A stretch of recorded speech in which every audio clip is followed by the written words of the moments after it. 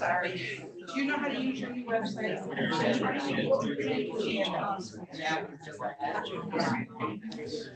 What you guys, the agenda, that you won't have enough red on the side, and then if we restrict the package, and I can't. Well, I like the house.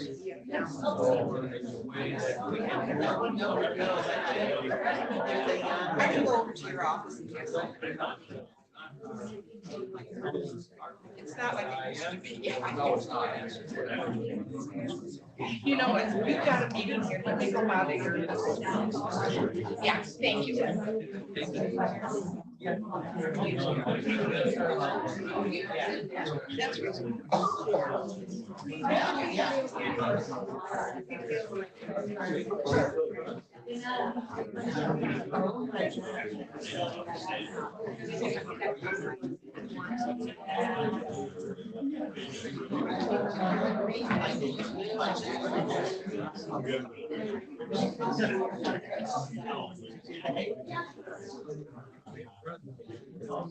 Shot of stuff.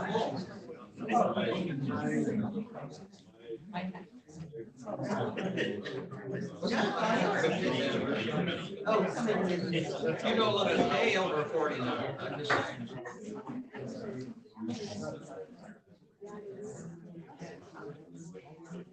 arrange to print this out on pages. Instead of getting here. Right. Yeah, she'll see.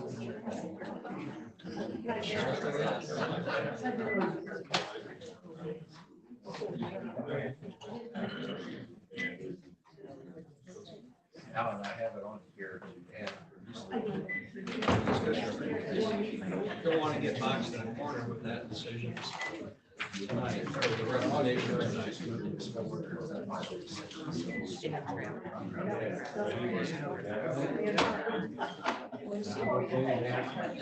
Yeah, no, I mean, it's crazy.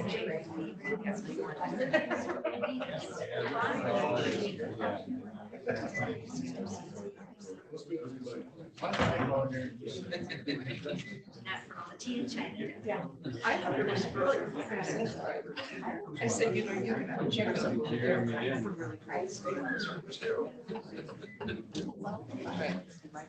You want to go there too? Oh, yeah, yeah,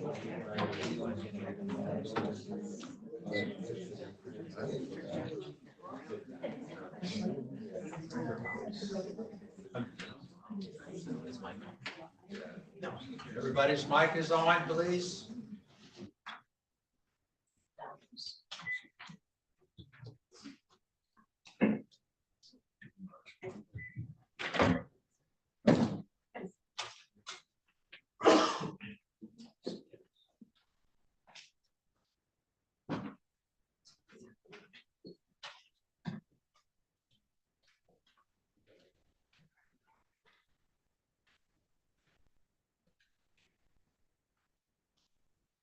All right, we'll call the meeting to order and stand for the pledge.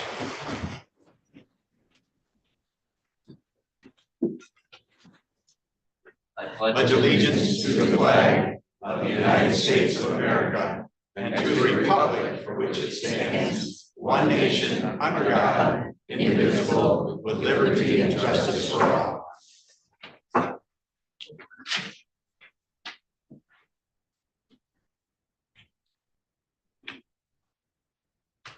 Thank you.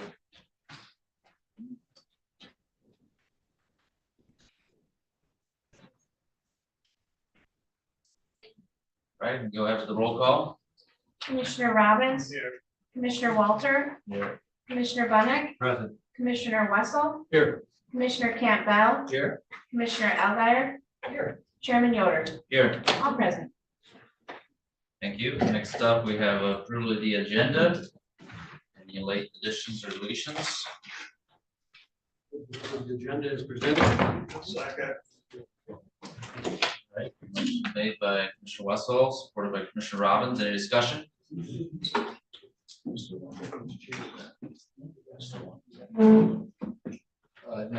you have. All right. All right, all in favor, any other discussion? Not, all in favor of the motion, say aye. Aye. Opposed, say nay. Motion carried. All right, next up, we have communications. I have a couple of items. One is on your, it was listed on your agenda. Last month, the board approved us moving forward with the mechanical engineering request for proposals and drafted one.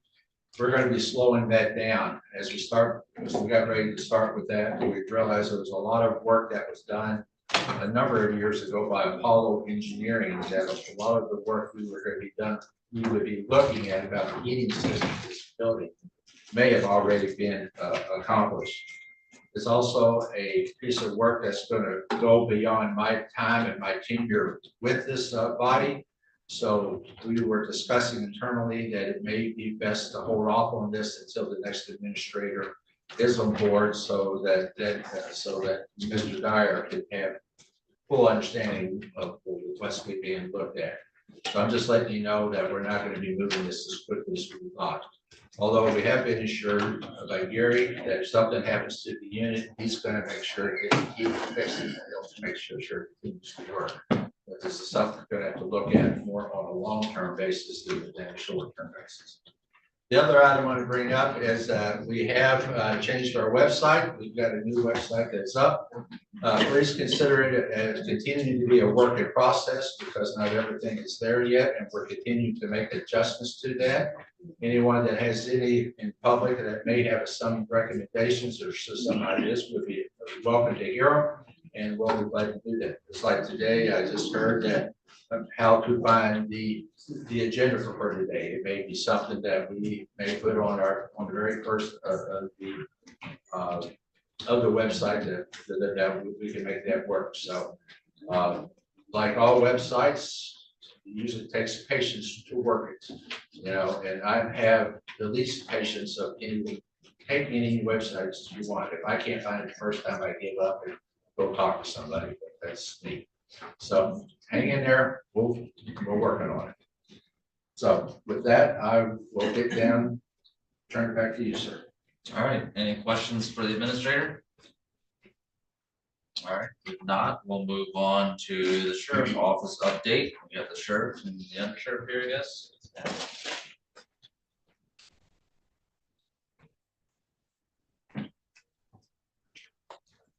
Morning.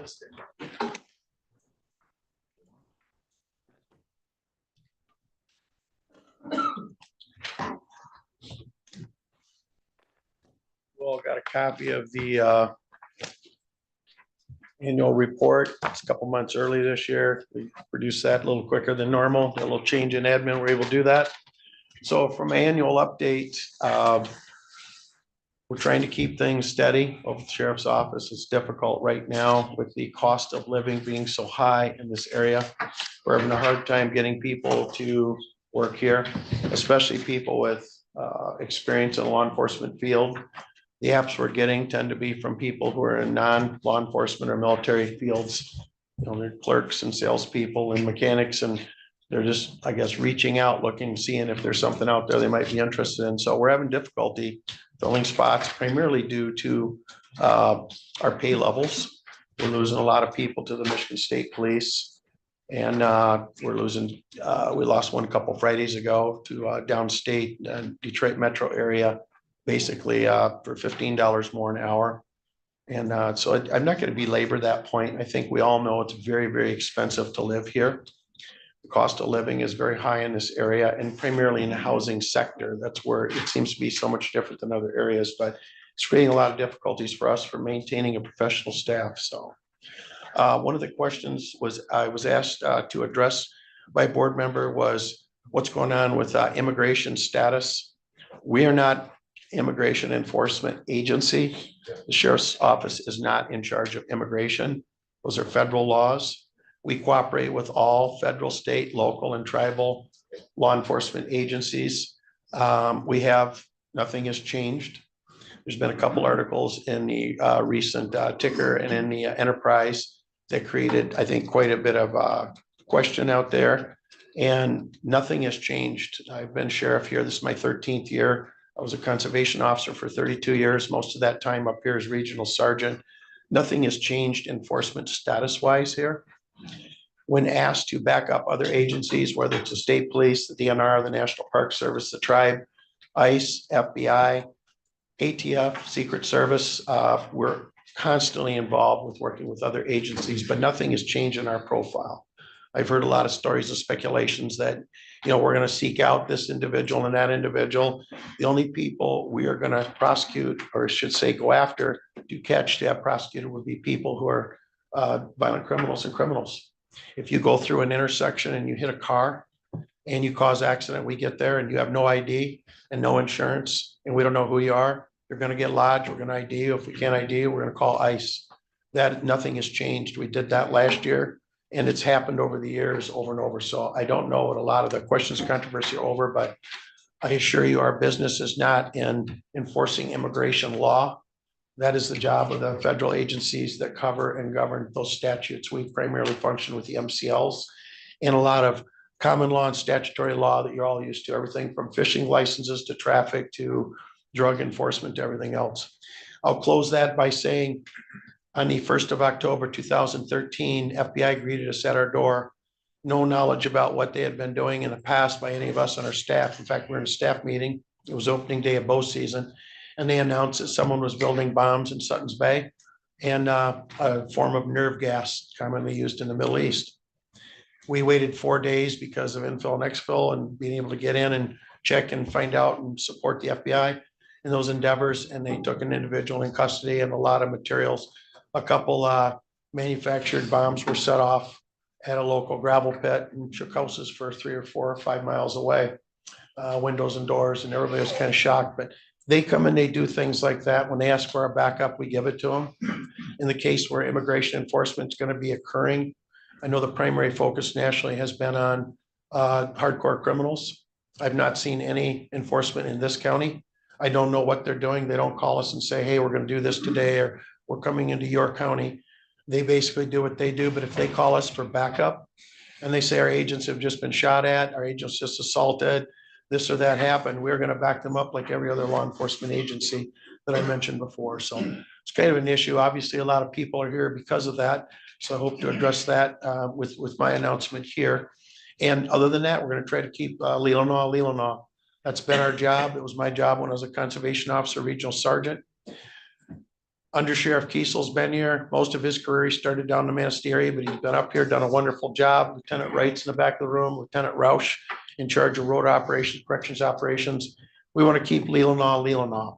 Our job is to keep this area a safe place in which to work, live, play, raise our families, and do what needs to be done. And traditionally, Leelanau has been a very safe and kind place, and we want to keep it that way. So that's kind of how I'd close this. We're obviously going to talk about wages at a later point, but that's what I have, and I'm more than happy to answer any of your questions. If you have any questions regarding our operational needs or what I brought up about the immigration enforcement. Anybody have any questions from the board here for the sheriff? I would like to thank the sheriff for addressing the question. I only took issue with one thing you said. And Sure. that is that the people that are concerned for the right reasons, I think. And I think we need to be careful that we don't assume that people that are asking the questions are critical of the operation. Mm-hmm. I think they're concerned about neighbors. Mm-hmm. Well, and I'm concerned about neighbors too. And I think you can go anywhere in this community in any demographic, age class, or income. I think you'll find, if you're talking to someone who's honest, that they've been treated fairly and nicely and honestly and openly, at least during my tenure as sheriff and as conservation officer here for so many more years. I saw these other individuals do the same thing. We treat people with courtesy and respect. We don't look at this as a bias issue. We look at it as a crime issue. If you commit crimes, our job is to prevent you from creating the crime or to deal with you after you've created the crime. So I don't look at the categories. I think there's a lot of times there's a poor communication, and poor communication sometimes comes from newspapers, articles, stickers, where a lot of tension is created when it shouldn't be. If I ask anybody who's upset now, what are you upset about? They're either going to honestly say, I don't know, or they say, well, what if? Well, we don't deal with what ifs. We deal with things that are honest. I'm a big advocate of a 5-year work permit rather than the 1 year. Our employers, our roofers, our concrete people, our orchardists, our farmers, they need employees. We have migrants who are willing to work. We have people who like to come to this country and be permanent residents as well. Our system right now allows for that visa to go for 1 year, then you have to pay your fees again. You have to be investigated again. You have to be licensed again. And why is that not a 5-year permit or something that's more workable for both our employers and our laborers, where the laborers are from here, or they're from outside the area as a migrant labor force, or they're intending to live here. Let's work together instead of against each other. And let's look at something like my proposal of a 5-year work permit. I think that would help nationally. And I don't think anybody on this board or in this room opposes people who rape people, child molesters, murderers being deported or sent back to wherever they're from, if they're not legally here, and if they're from here, put them in jail here. We don't deal with crime in a political manner. You either did it or you didn't, and either from here or you aren't. So I look at that as, let's get a work permit that's workable. Let's get an H2, 1 visa, whatever they're called. Let's get that expanded to 5 years to make it easier on everybody. So as Forrest Gump would say, it's all I have to say about that. So another concern, and so thank you for addressing this. I guess I want to preface with saying the police here have always been helpful and friendly. I was pulled over a couple days ago at the intersection of 204 to go south. And I pulled over because I was talking to somebody and I knew I'd lose my signal really soon. And one of your police officers slowed down to make sure I was okay. And I appreciate that. And because we have always had that kind of relationship,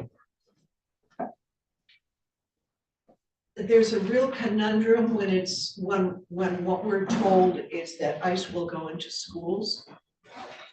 8-year-olds don't need to see that kind of thing. Screaming little kids. I agree. Terrified little children. When they go into churches.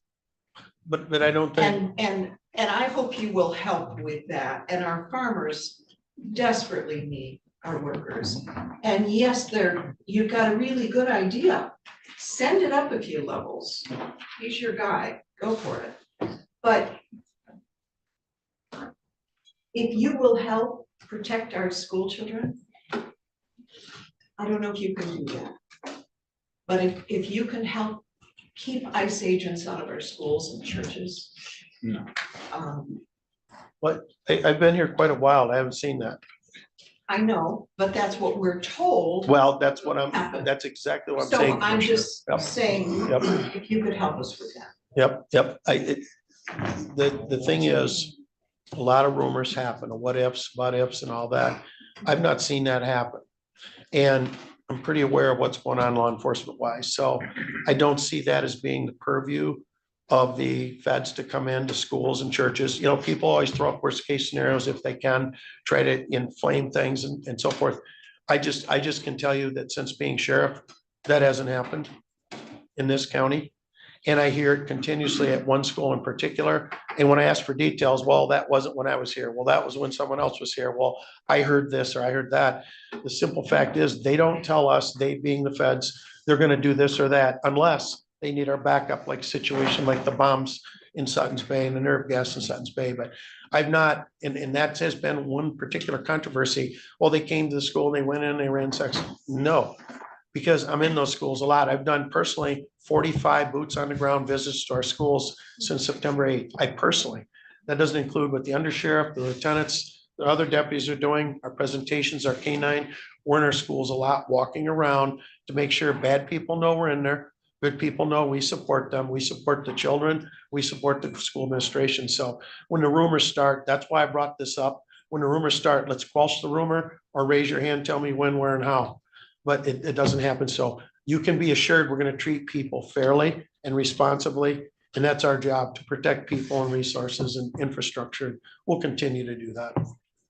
In all fairness, that's not a rumor. It's kind of very tough. So anyway, I'm glad to hear you say that though. have any other questions for the sheriff?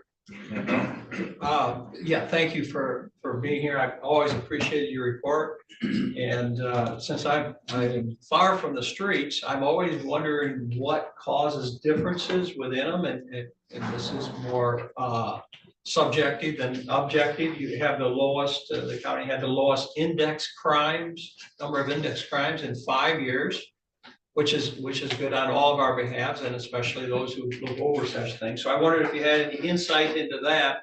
And I'm gonna have one more question just because of a lack of knowledge. You have number of calls at 8,111, which was up the most in 4 years, but your in-house systems records, I just don't see a correlation. So if you can just give me a definition of what those two are, you might be able to understand more of your work in the past year. Well, a lot of our work is mental health. Unfortunately, a lot of our work is neighbors who can't get along. We've had a lot of people move here from out of the area. They tend not to get along with their neighbors. I'm honestly and openly, there's people butt heads over the smallest thing, whether it's a dog barking or where they park their sailboat or arguing over timber that was cut and that tree gave us shade. Well, it's on his property, sir. Yeah, but it gave us shade. Now the sun comes in the windows. We get involved with a lot of kind of nitpicky stuff. That in a lot of areas, they probably tell you it's not a police call and hang up on you. We try to service people the best we can, but we do have a lot of mental health issues as well. We have closed state mental health facilities. We have a lot of issue. You know, a lot of people in our jail, vast majority are really good people, but they're in jail because they're either drunk or high. And a lot of times they're drunk or high because they have mental health issues. And they're either not properly addressed by the medical industry or they're addressing them themselves with illegal narcotics. Most people, after they're in jail a couple, 3 days, and they have their DTs and they have their first bowel movement because they've been on some opioid or something, become very normal, good people, and they serve their sentence and get out. Sometimes jail is a safe place for people, but jail is not for everybody. Nor is our getting involved, everybody's kibitzing for everybody. We don't need to be at neighbor disputes over trees that are cut. It's either on your property or his, it's his or it's yours. Cut it and don't call the police, but unfortunately we do. So our calls, the more people we have moving this area, the more conflict we will have. We will have less index crimes, which are rapes and murders. And we just did 2 wonderful CSC, sent people away to prison for child pornography. I mean, just literally, I signed a paper to the deputy this morning. You did a great job. Congratulations. That's an index crime. And then we have people arguing over shade trees or where sailboats are parked. So that's kind of why those numbers fluctuate. Your index crimes are down, which is really good, but your overall complaints are high. And that's because of mental health issues. And the neighborly thing. Yeah, and a lot of that's mental health. Honestly, if you can't get along with your neighbor, either get a beer, sit down and work it out, or just don't talk to each other. But when you sit there and kibitz and call the police constantly, I can show you logs where people call just constantly on their neighbors. Yeah. It's like, that's all stress for our officers that the general public doesn't see. It doesn't show up in terms of an arrest or putting someone in prison, but the wear and tear on the deputies is tough. Thank you. So you're welcome. All right, my goal was to keep everything at 15 minutes, so it's 15 minutes is up, so. Perfect. On to the next one. Thank you. All right, next up, we have family court update. We got Cameron Clark here. I think we have Cam. Oh, there he is. You got me, but more importantly, you've got our new judge, Stephen Pachorka. How y'all doing? Sheriff did a good job. I want to say that off the cuff. Do you want to introduce yourself? Well, yeah, I would like to introduce myself. I'm Steve Pachorka. I am the new probate court judge. I replaced Judge Kromkowski in January due to her having to retire based on state laws. And it's my pleasure to meet all of you today. It's been a very smooth transition onto the bench here in Leelanau County. And I credit Mr. Clark for that and his staff. They're all very professional. They've made I think very easy for me as I come on board. So it's very nice to be here. Thank you. Yeah. You've got the short report that I've done in your packet. Are there questions about that or concerns that you have? If not, I've got a couple of things I would like to highlight. Go ahead and do your highlight and then if you got questions. We'll go from there. one of the things I think that's important for the board to know, we got a lot of new members of the board. So I think it's important to understand the child care fund, which is the budget that pays for all the programs that whether it's in the community or outside the community. It's the budget that pays for all the services that are provided by the family court to youth under our jurisdiction or at risk of being under our jurisdiction. And for forever, I mean, since I've been doing this back in the 90s, and it was well before that too, the state of Michigan had a 50-50 relationship with counties. That is, for every dollar that the county spent, the state would reimburse the county 50 cents. Well, a year ago, that all changed, and for the better in terms of counties. So now we get, it's a 75-25 split now. So for every dollar we spend, they'll reimburse us 75 cents. But on top of that, we also get another 10% for administrative costs. So it's really 85% of every dollar that we're spending for any sort of community-based programming for kids. So, for example, if the judge had 10 employees, you'd be paying for 1.5 of those. The other 85% is covered by the state now. So I think it's not just significant, it's profound. It's something that we've been working on for years and years and years, and it finally came to fruition after a lot of attempts. Our child care fund budget now, a lot of the people that work for the judge, I won't say they're free, but they're almost free to the county. And that includes myself. So I wanted to highlight that. Question on that, if I may.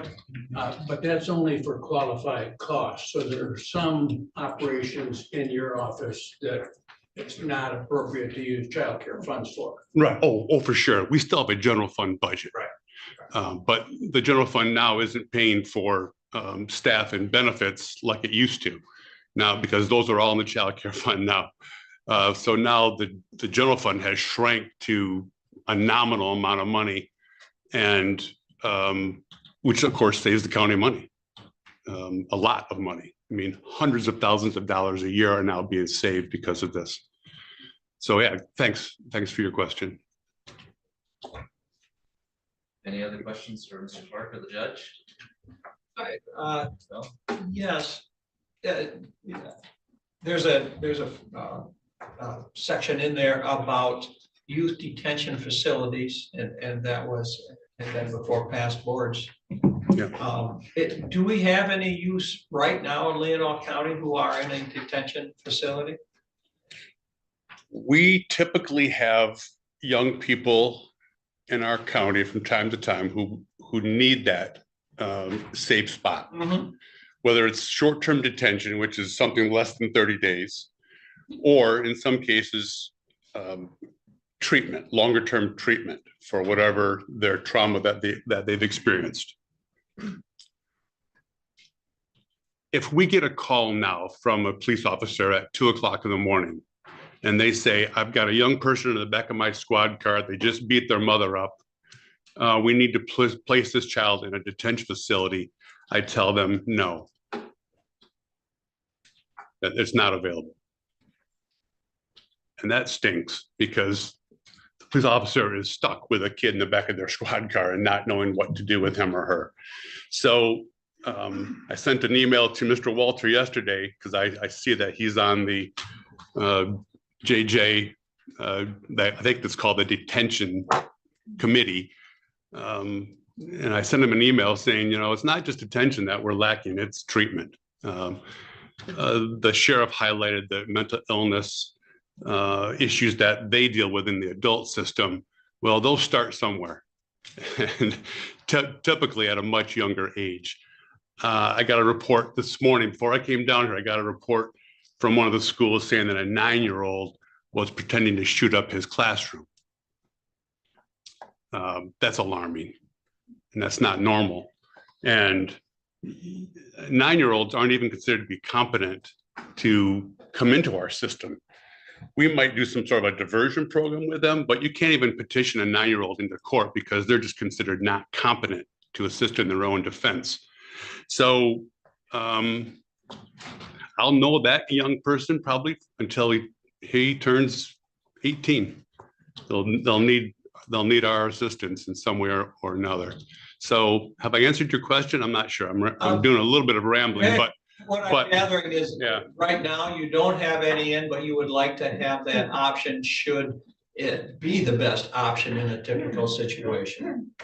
Yes, Okay. that's putting it mildly. Okay. Yes. The only other question is, it's not a question, just in your reports, I'm kind of a numbers guy, and you know, you say you have 71 delinquency cases, and that's about average. It'd be nice to have that more tabulated by year so we can watch trends. And I would say the Sure. same for truancy numbers too. Sure.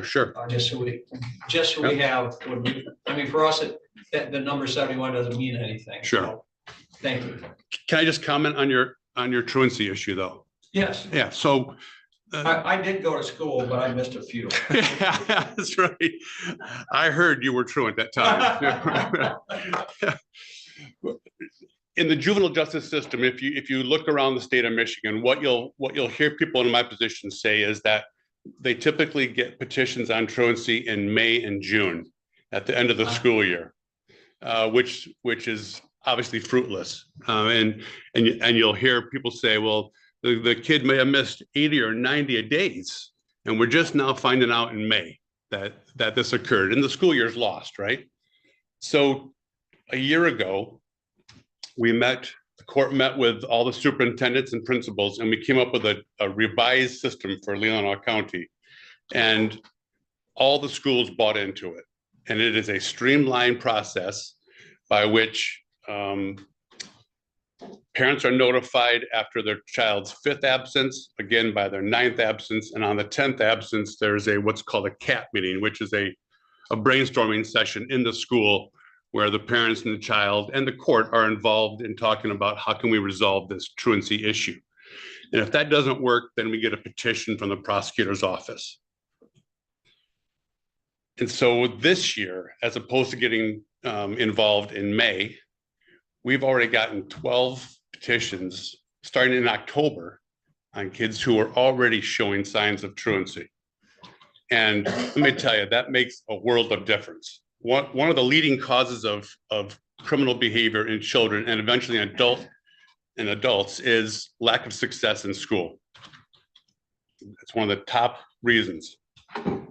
So if we can get in earlier and stem the tide, we're so far ahead of the game.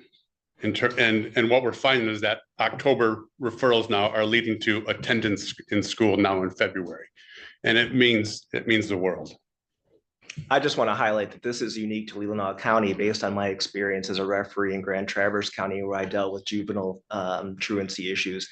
I'm frankly shocked at the number of truancy petitions I've seen filed, and that's so crucial to making parents accountable as well as the students. And as soon as they come into our system, we have top flight juvenile probation officers that can put eyes on and to start to work with these youths to get them find out why they're not going to school. I mean, the system that's in place is very impressive. That's all I can say. All right, thank you. We got any other questions? I would just like to say it's because we have a very impressive leader here. So thank you for both of you. Got for your nothing- work with nothing our to do with me. kids. It's critical. So We have, I'll say, we have very strong school leadership in this county. If it weren't for them all saying we'll do it together and we'll all do it the same way, this couldn't be possible. So good for them. thanks for your work with our kids. You talked about 9 new abuse and neglect. You talked about steady delinquency is steady, but it's still, happening regularly. And then you also talked about an increase in truancy. Now, the increase in truancy is, you think, because of the new program? Oh, for sure. Because I mean, I know we have an early childhood program here, and from a Quebec study, if it's a poor program, it'll cause more truancy and drug abuse. So I'm just a little concerned about that we're seeing an increase here, and we have a a early childhood program. So if it's poor, it could be causing that, but if it's good, then it's good. Yeah, So, I can't comment on that. I have no idea what okay. occurs in that program, but I can say that finding out about problems earlier on is better than finding out about them later. My sense is that the increase in the petitions filed is a result of the streamlined process that Mr. Clark has created with our school districts. Thank you. Nice to see you all. I hope I get a chance to meet you, you know, come on upstairs anytime and we'll chit chat.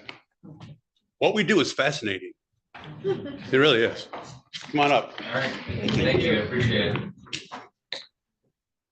All right, next up on the agenda, we have our registered deeds update, Jennifer Grant. Good morning. I bring a little bit lighter stuff to the table than what the first two departments do. I appreciate all that they do.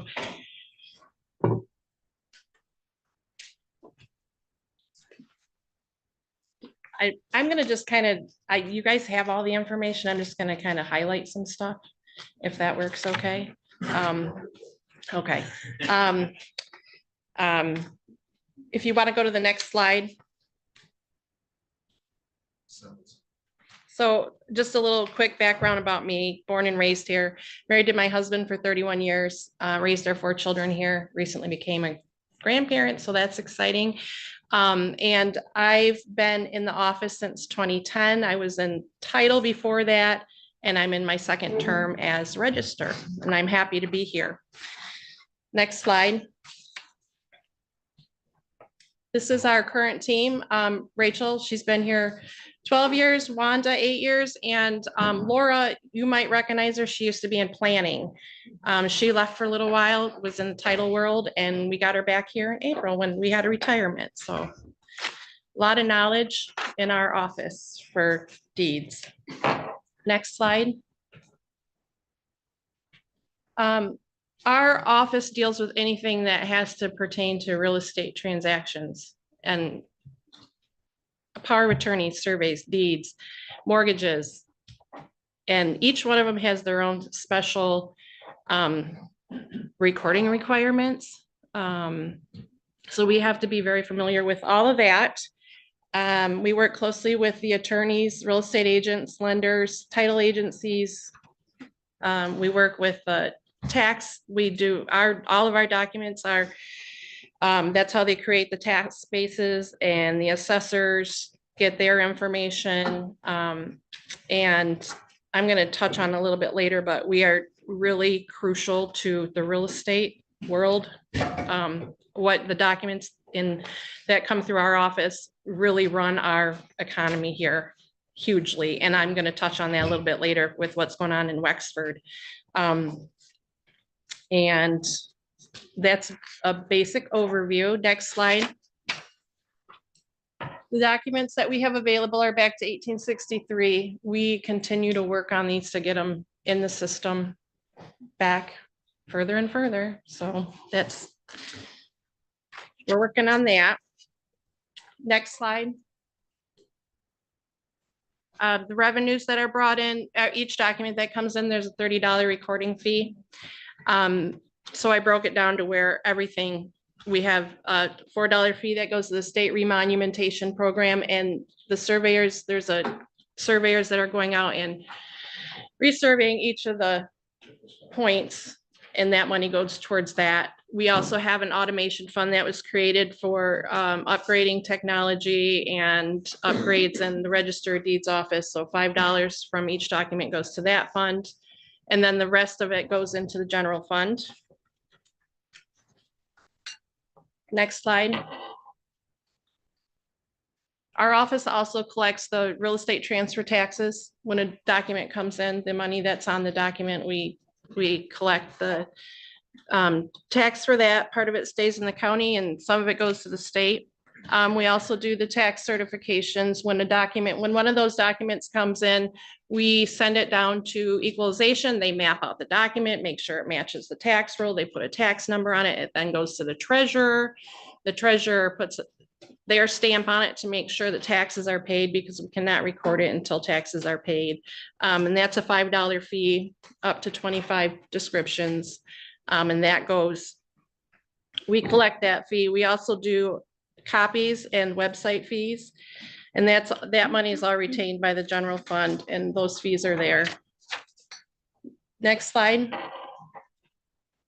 Our office also does passports. We accept the new passports. We have to make sure that all the information, we collect that and send it to the US Department of State. We have to go through training every year. Every 2 years, the agency comes in and checks to make sure we're doing what we're doing correctly, which we always do. And this, we're up for an oversight this year, so they should be in. Current fees are there, and we are back to pre-COVID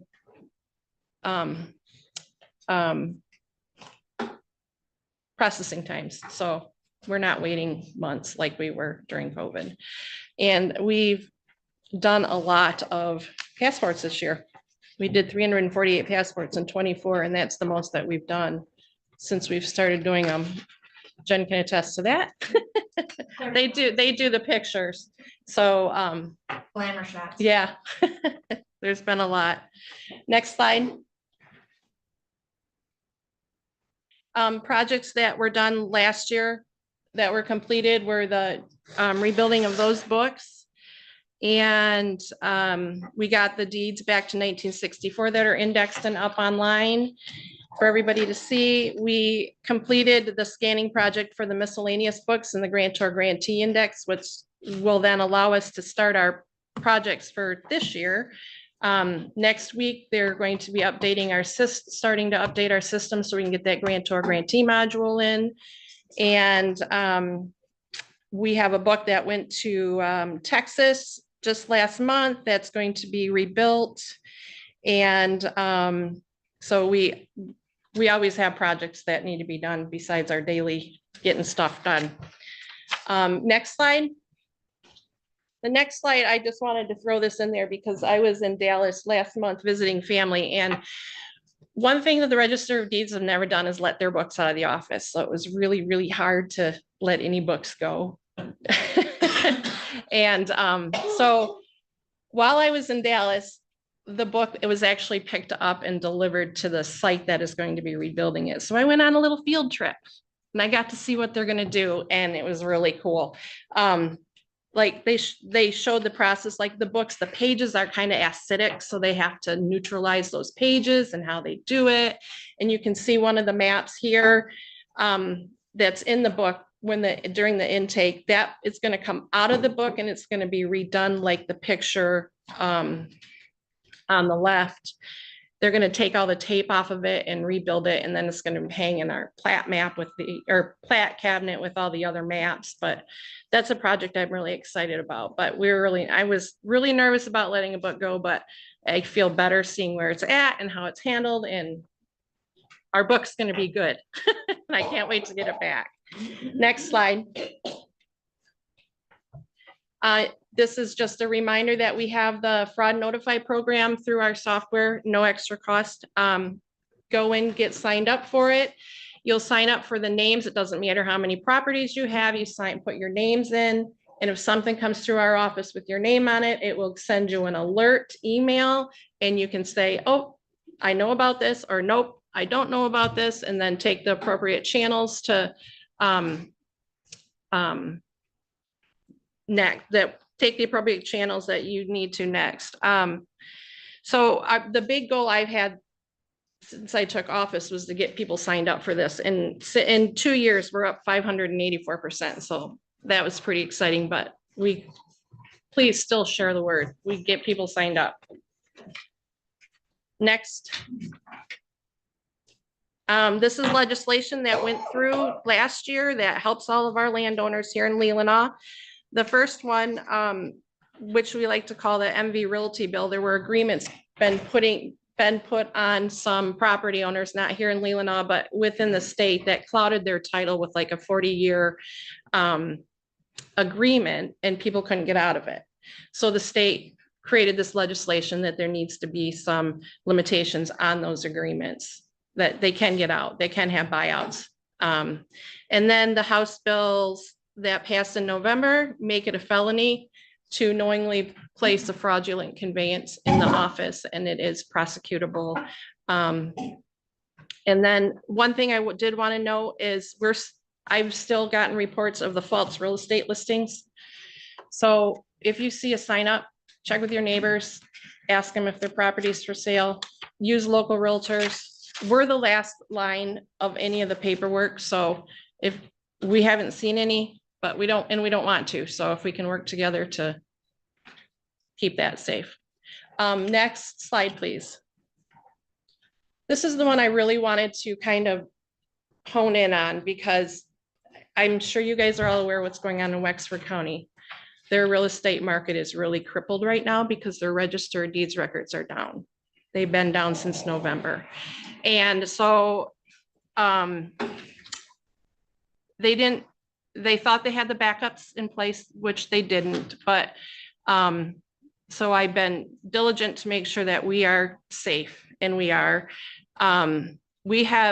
What we do is we have our digital media in our office. That digital media, our server gets backed up every 12 hours in-house. And then it gets back, the local backup goes into the Microsoft cloud. Then every morning we upload our images that we've recorded the day before. We upload them to our hosting center offsite that people can search online. We don't return any of our documents till we verify that those documents have been uploaded every morning. And then every evening, that hosted site, we have disaster recovery software, which Wexford County did not. But we have disaster recovery, and nightly, our hosted center sends it to their major host center in Ashburn, Virginia. So we have backups everywhere.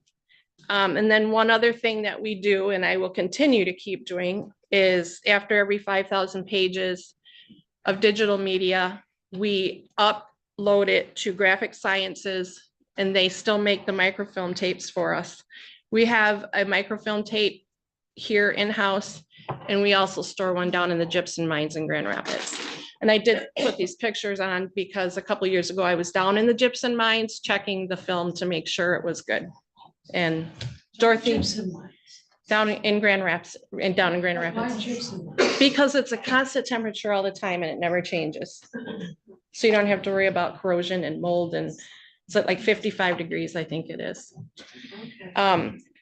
So we have the paper, we have paper copies, digital copies, microfilm tapes, and we have to do the reception books and the grantor grantee indexes. So we still have all the paper copies of grantor grantee indexes and of the reception books here. Takes up a lot of space, but by law, we have to have all those. So Wexford County, their backup, they in 2016 decided to go with a different backup company. And they weren't being backed up since 2016. So they continued to microfilm. They've had to pull the microfilm out of the gypsum mines, and they're rebuilding their system. They had a ransomware come in and wipe everything out. And the Registered Deeds Office was the last one that they had gotten to, because they had to get the sheriff up and running and all the other departments. They didn't know, it took them a month and a half before they knew they lost everything. And it's crippled their real estate market. There's people living in hotels. There's people that have lost mortgages, and people that have sold a house and can't get the new one because the title companies will not insure that period of time that they can't search. And so if you think about our market for a minute, we have $1.5 million home, but it can't be insured, and the bank they can't get a mortgage for it.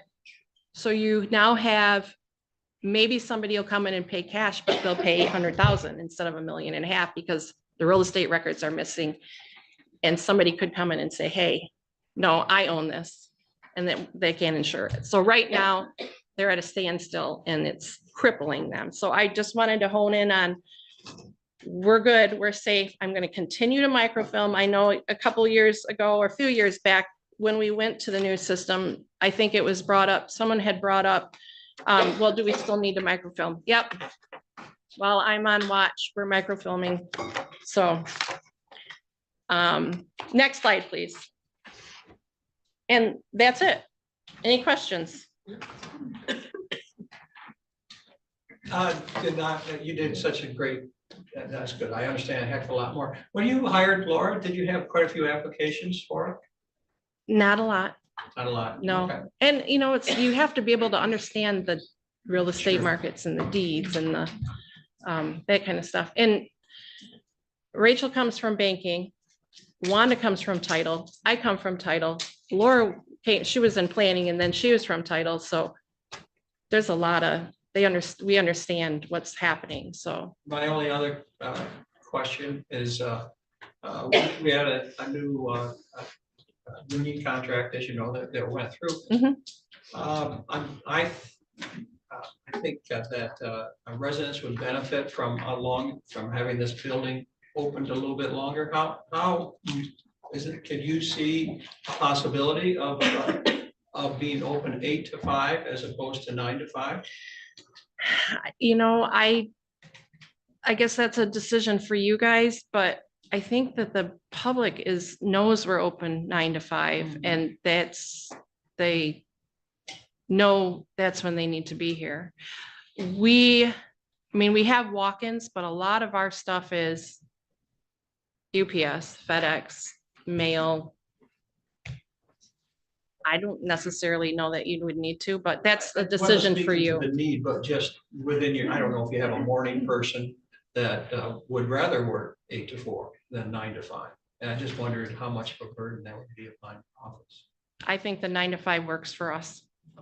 Thank you. Thank you. All right, thank you. Yeah. Up to the 15 minutes. I appreciate your update and Thank you. And you guys, you're all the time welcome. You have any questions, stop in.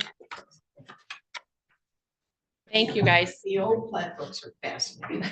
It's all fascinating. I love it. all right, next up, we are to public comment. I suggest that everybody stay at 3 minutes, and if you do speak to clarify what agenda item you're speaking to. So, yes.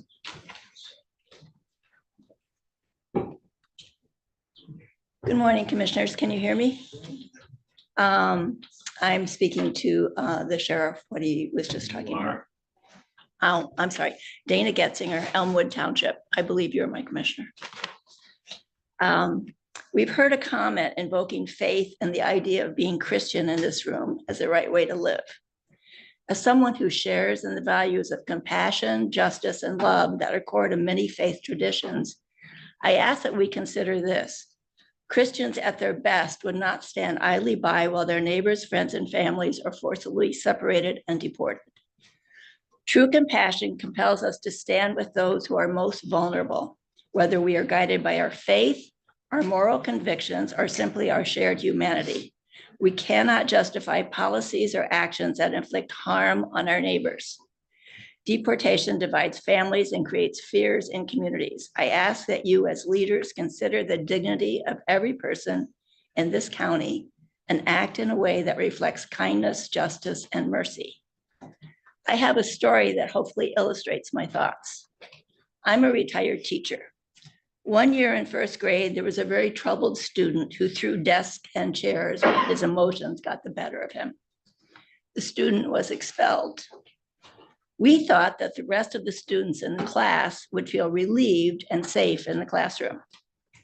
Much to our surprise, that action actually made them more fearful. They wondered what had happened to their friend. Where was he? Who was taking care of him? They were fearful that the school would also expel them if they did the wrong thing. The children no longer trusted the adults to help them, only that they might also be removed from the school.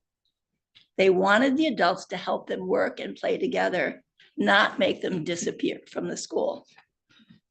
I've spoken with parents that were in Leland during the ICE incident a few years ago. Their children were traumatized by watching the change in their friends' demeanors after their parents had been picked up by ICE and taken to Sault Ste. Marie. Separation of people to say some belong and some don't is, in my view, not very Christian. And I know some sheriffs have decided not to cooperate with ICE. That would be really nice. But I think a lot of fear in our community has taken place because of this. And I don't think it's fair that people no longer feel safe to send their children to school or go get groceries because they're afraid they're going to be picked up. So I ask you to think about that. Thank you. Thank you. Anybody else, public comment? Yes, ma'am.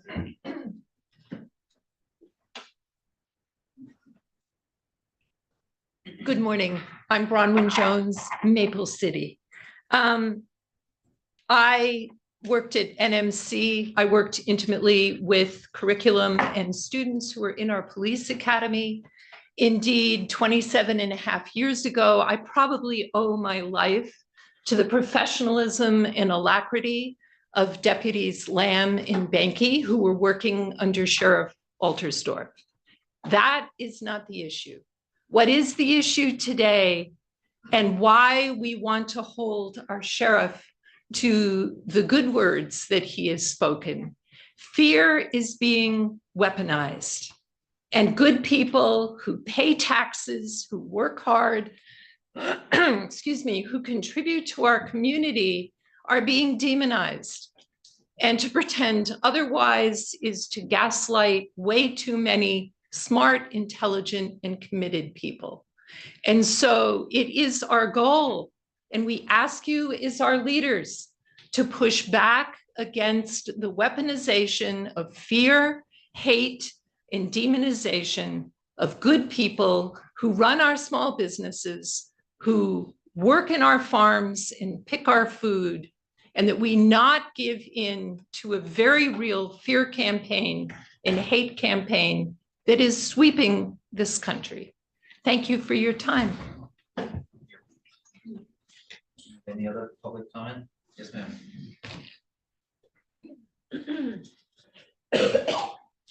Hi, Linda Dewey, Glen Arbor. Well, I'll start by, first of all, saying I agree that we should be attracting the best law enforcement officers possible. And if that takes a higher wage, then maybe we could find a way to do that with all the high taxes that are being paid now by these high-paying property owners.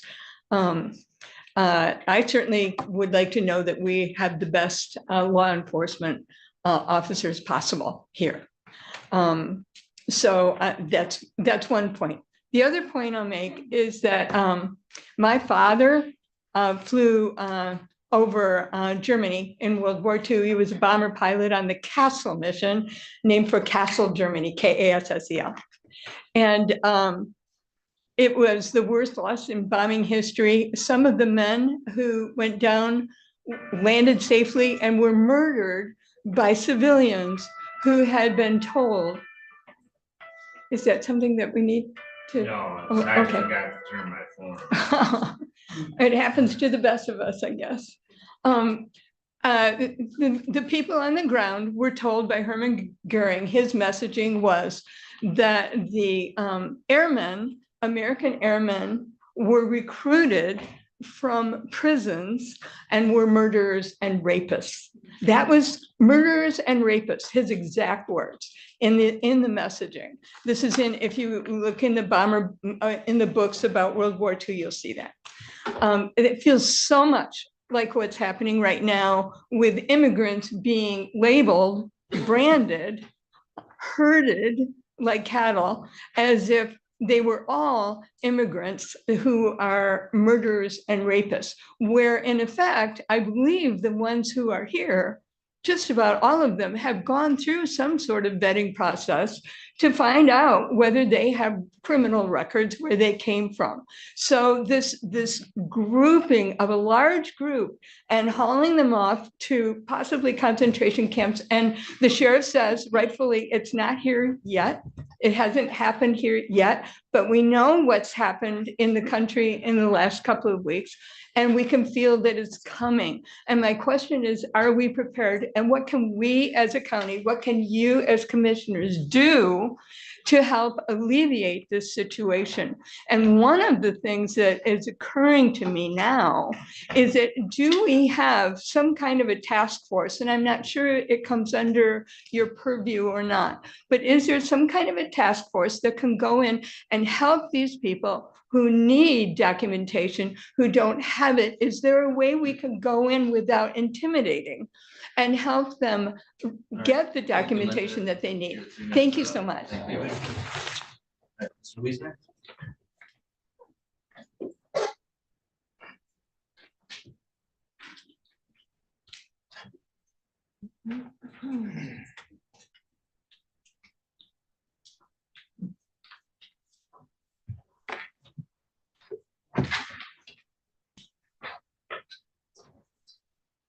Bill Wiesner, Elmwood Township. What bothers me when I hear this talk now, where has everybody been for the last 4 years? Where has everybody been with eyes closed to the border? What country in the world just lets everyone come in? And there's no checking, nothing. What's happening in Europe, where in Ireland, in one place, there's this one girl, Irish girl, one of the cities, she cries when she comes home. She's the only Irish girl in the whole class. And when the teachers aren't teaching, then everybody speaks this foreign language to her. You know, so why didn't we worry about this 4 years ago? How about the outrage of that open border for the last 4 years? It just, anybody just can come across and no problems. That's not right. So I'm just saying, this problem started long before 4 years ago. And it's an attempt to take over our country through Marxism and just overwhelm it, get people from all nations where there's not one unique, society. You get people in, they don't want to mix in. Now, some do, some work hard. But where was everybody over all these years when with the open border, just blind eyes? Oh, it's not happening. That's where the problem started. Okay. Any other public comment? Yes, sir.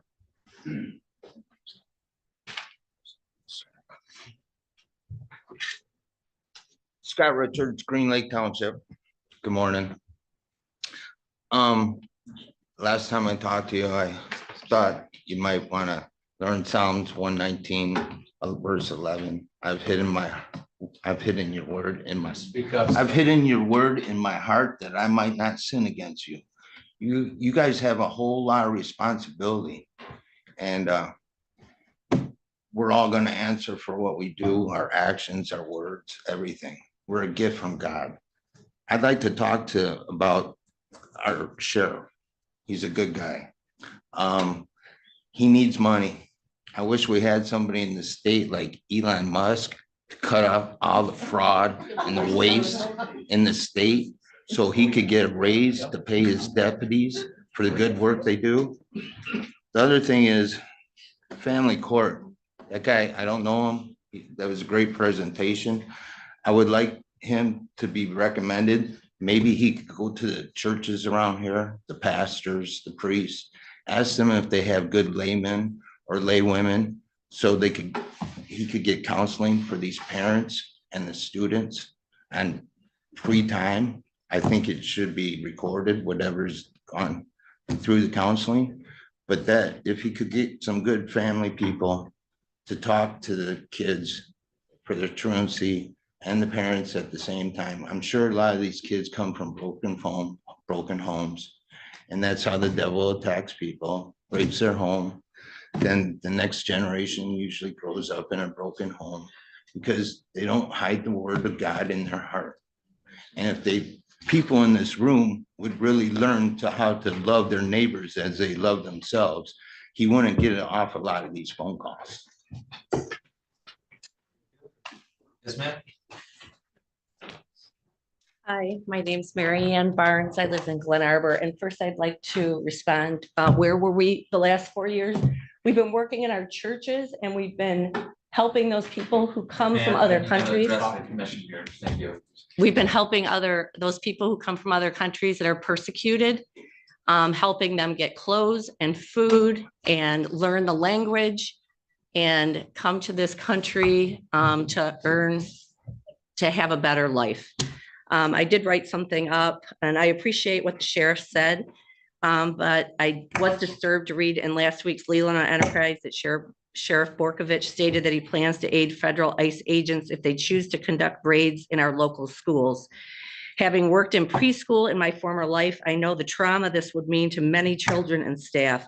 I don't believe as a taxpayer that this is good use of the sheriff's time and my money and helping to keep me safe in Leelanau County. The problem is that with the executive order going into churches and schools, as Gwen said, and having our sheriff saying that he will aid to do that now, I have a problem with that. The problem that it would cause to children would just be detrimental. Thank you.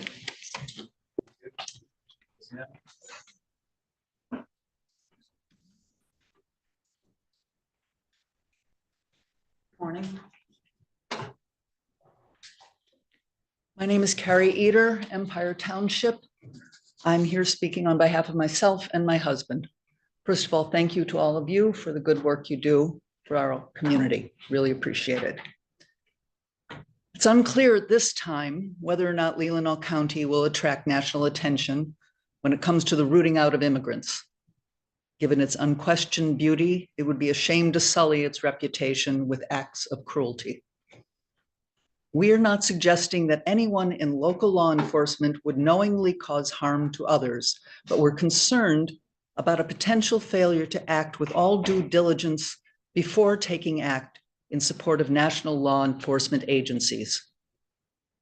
We live in a divided society, so we must act with care.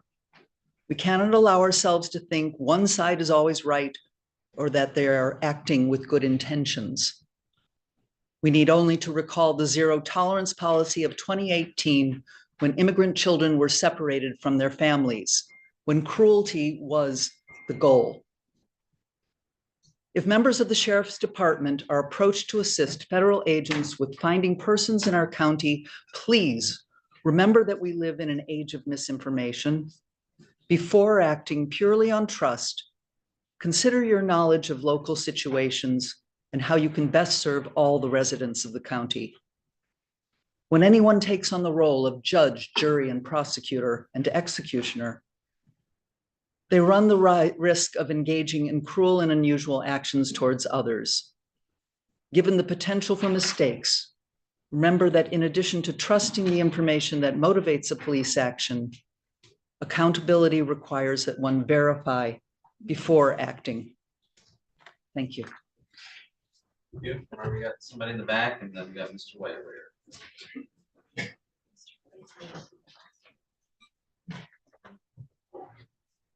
Hi, everybody. I have to apologize. I'm a crier, but I'm tougher than I sound. My name is Trisha Forden. I live in Suttons Bay. I want to thank Sheriff for his work and what he does.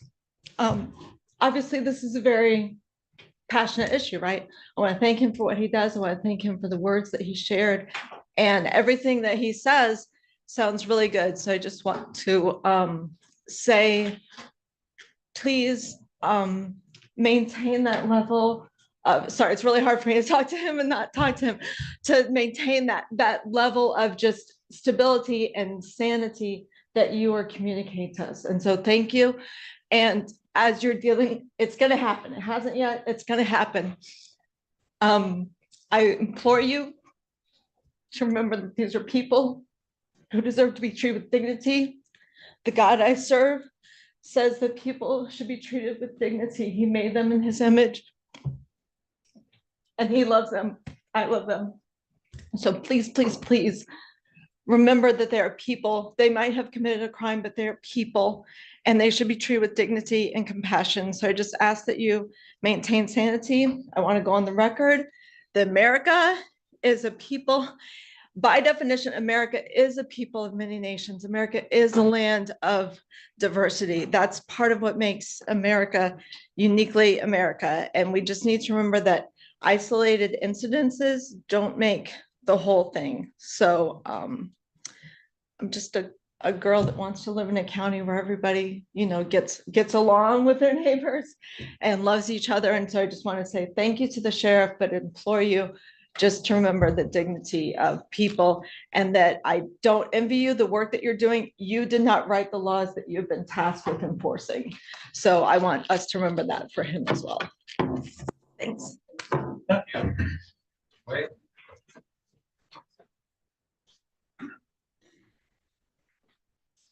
Good morning, members of the board. My name is Jim White from Sutton's Bay.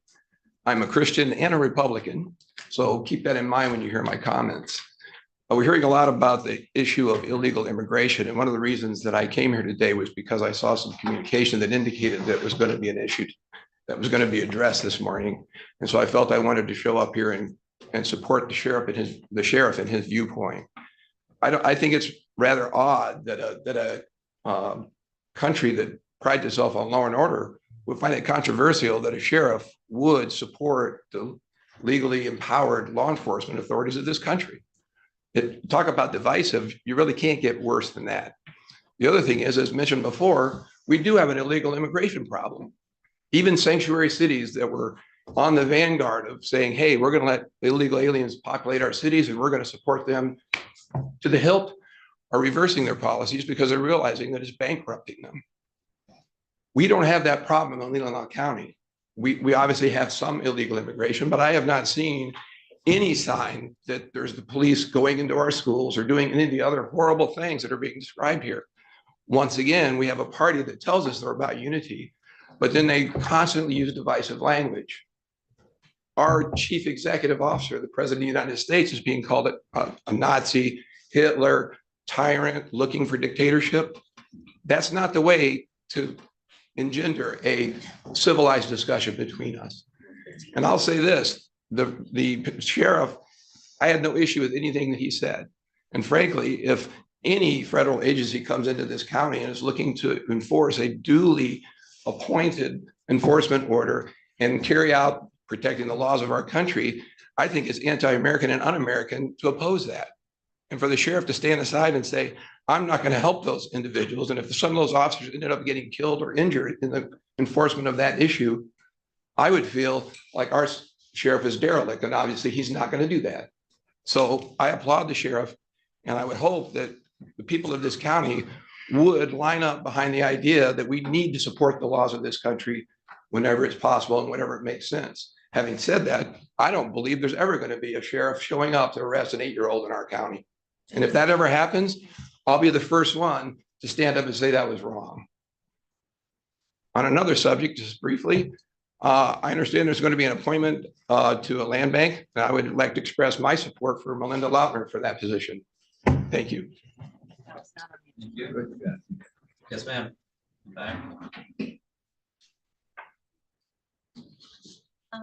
Renee Weiler, Lake Leelanau. He was just talking about the land bank, and I'm concerned because I applied for the land bank a while back, and my application was never considered. And now after that, I believe there's an attorney who was put on that position. So that's not acceptable. But I'm not going to get into that because I am dealing with deed fraud. And I don't know what you know about this. This is, and I'm going to give this to you so you can make it public. Bernie Youngblood had 13,000 deed fraud inquiries. So I decided I was going to help him by filing a bond claim against Governor Whitmer for failure to protect and secure our deeds. She is bound by the Northwest Ordinance of 1787 to protect our deeds. And for the last 4 years, or actually for the last 20 years, our deeds have been destroyed. I'm being helped by Fulton County, Georgia, Cassandra Kirk, Chief Judge Cassandra Kirk. They have an Asian who's come in here as an immigrant, I suppose, and is stealing people's $1 million properties. It's on the news down there, but you're not going to hear it here. We have Orange County, California, where my fellow whistleblower, who is a title curator, her home was stolen. She was targeted by a Ukrainian thug by the name of Mikhail Trubchak. So we have also criminals, a person by the name of Patrick Joseph Soria, who was convicted by the US DOJ of creating a fabricated trustee who goes in and assigns all these properties to himself. He is in our land records. There are 24 parcels. I've given them to the FHFA. They've come back with a FOIA request, and I will be sharing that Tuesday night. It's 7, is that when your meeting is? 6:30. 6:30? Okay, I will be there for that. So what we're gonna have to do is make sure with the new law, we have to make sure that the sheriffs, the constitutional sheriff has funds to uphold our law. Because our laws have not been upholded for maybe 20 years, but the last 4 years, it's been really, really bad. And so we're all going to be doing this on a county level. We have a group called Thank you. Reset, Three the minutes Great are up, Reset. so- Okay, thank you. Have another call. Yeah, yes, ma'am.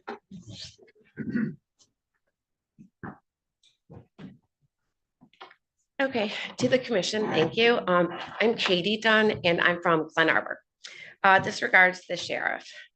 I volunteer at a food pantry here in Leelanau County. And we must ensure that every person, every human being feels safe and supported in that environment, not terrorized. They are our neighbors who are marginalized and vulnerable, facing food insecurity daily. There are folks in need who deserve compassion, not intimidation. We cannot claim to be Christians if we do not follow our own faith. As Luke 3:11 reminds us, whoever has 2 shirts should share with the one who has none, and whoever has food should do likewise. Thank you for your time. Thank you. Yes, ma'am.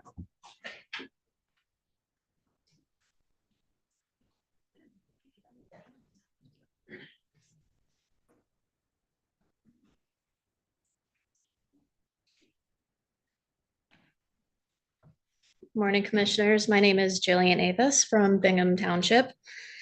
I'm here today because of Leelanau County's cooperation with ICE is a policy that harms our community.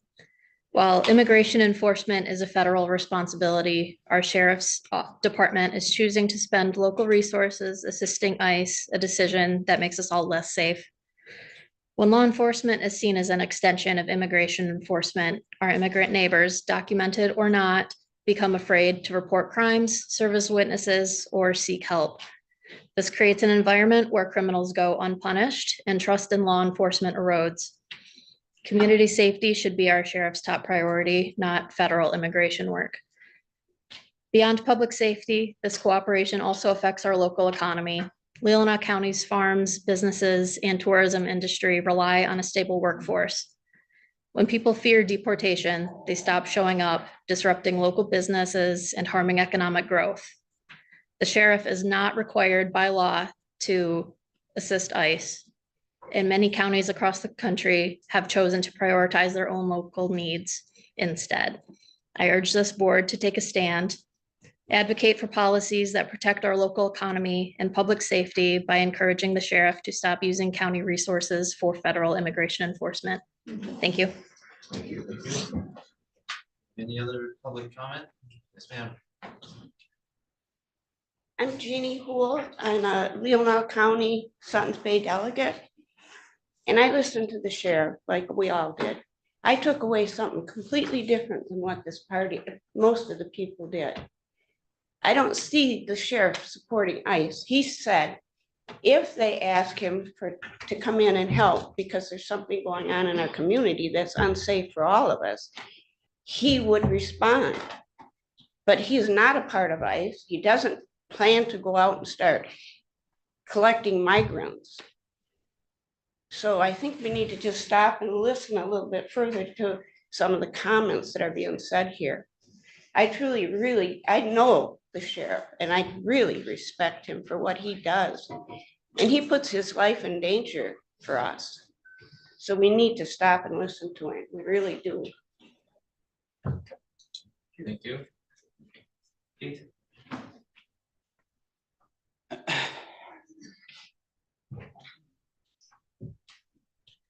Keith Badoon, Leelanau Township.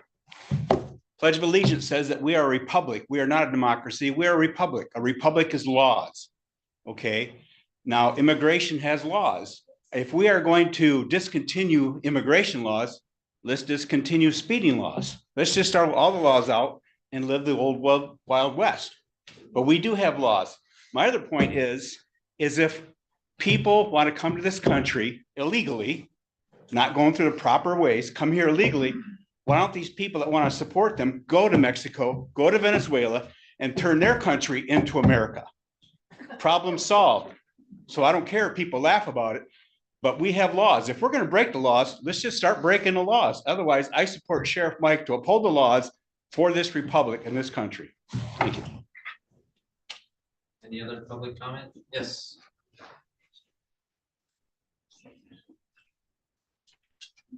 My name is Kathy Dawkins. I'm from Leland Township. I'm going to stand for a few minutes. I'm going to tell you a story.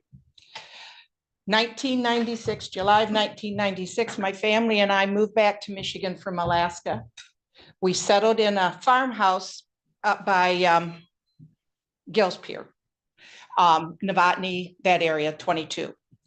During that initial time period that we were there, my daughter found Scott Cousie's dog. Now, some of you may not know who Scott was. He had a large horse ranch called North Fork up there. And one of my daughters was a big horse person. Please let me know when I get close. Anyway, we got involved with Scott Cousie. He allowed my daughter and our family access to his property. During the spring of, we believe it was 97. Now this is approximately 27 years ago. My husband, who was 5'6", and our two daughters who were 9 and 14. So you've got Scotty, my husband, and my two daughters are on Scott Cousie's land listening to frogs. It's at early evening. And all of a sudden a DNR truck pulls up and a taller gentleman gets out of there. Conservation. I talked to both my daughters this morning to recall their remembrance of it. And with his hand on his gun, now I'm a former police officer. If you are going to just talk to somebody, would never have put my hand on my gun. He walks up to him with his hand on his gun and he wants to know why they are there. They tell him that they're friends of Scott Cousie's, it's private land, they have permission to be there. He continued on with this is wetlands, they don't belong there. No complaint had been made. He had a conversation with my husband to where my daughters were concerned. He was confrontational with them. He was impassioned with my husband to where when they came home after that, all three of them were upset. Now, we're talking almost 27 years ago. This person is now our Sheriff Mike Borkovich. Somebody else mentioned words and behavior. Sheriff Mike can give me all the words he wants, but his behavior to my family when we first came to Leelanau County shows a different attitude than what he is saying now. My husband immigrated back in 1952, actually the year I was born. That was a big joke with us. He immigrated from Scotland. He went into the Air Force for 4 years during the Vietnam War, fought for this country. During that time period, he became a citizen, and for him to be treated like that is unacceptable, and that's what Borkovich wants to do with immigrants now, and I'm wrong. It's wrong. Any other public comment?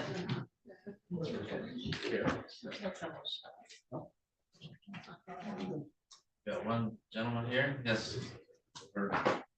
Yep. Good morning, everyone.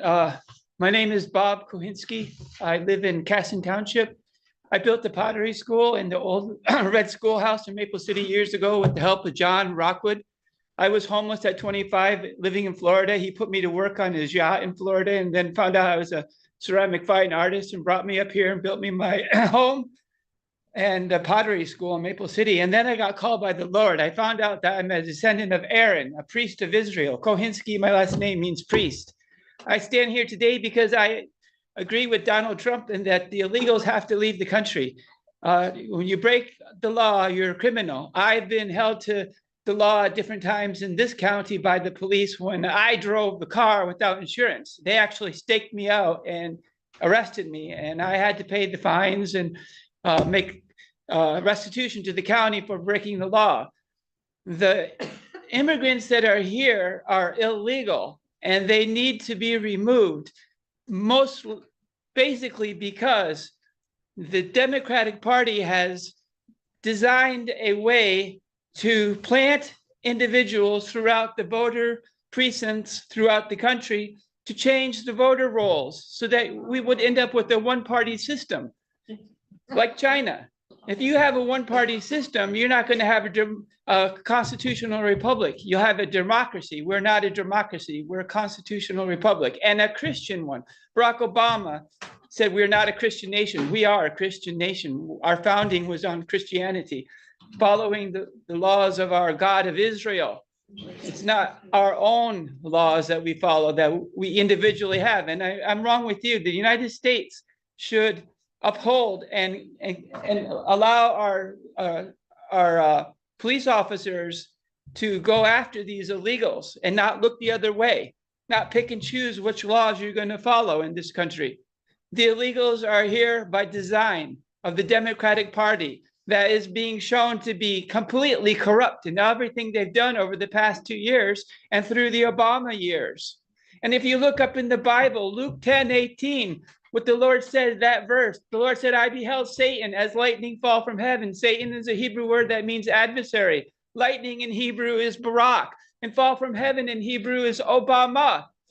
It's not by coincidence that this parable is being revealed now and has been revealed, because Barack Obama has lied to the American people. He's not a Christian, he's a Muslim and a gay Muslim. His original name is Barry Soetoro. Barry Soetoro. And Michelle Obama is a transvestite. Michael LaVaughn Robinson is his original name. This is well known. This is the agenda. The corruption of our country, the insurrection is taking place, and illegals are a part of that. Thank you. Calling the Got one gentleman in the back there that had his hand raised. How many minutes we have? 3. Is this the first or the second? First. Oh, my Lord. Okay. Oh, shoot. I'm sorry. Agenda related? Yes, please, yep. The clock already started. No. You know, I'm not worried, Gwen. I'm not worried. I mean, All right. we've been busy for the Thank last. you. Do we have any other public comment? Yes, ma'am, in the back there.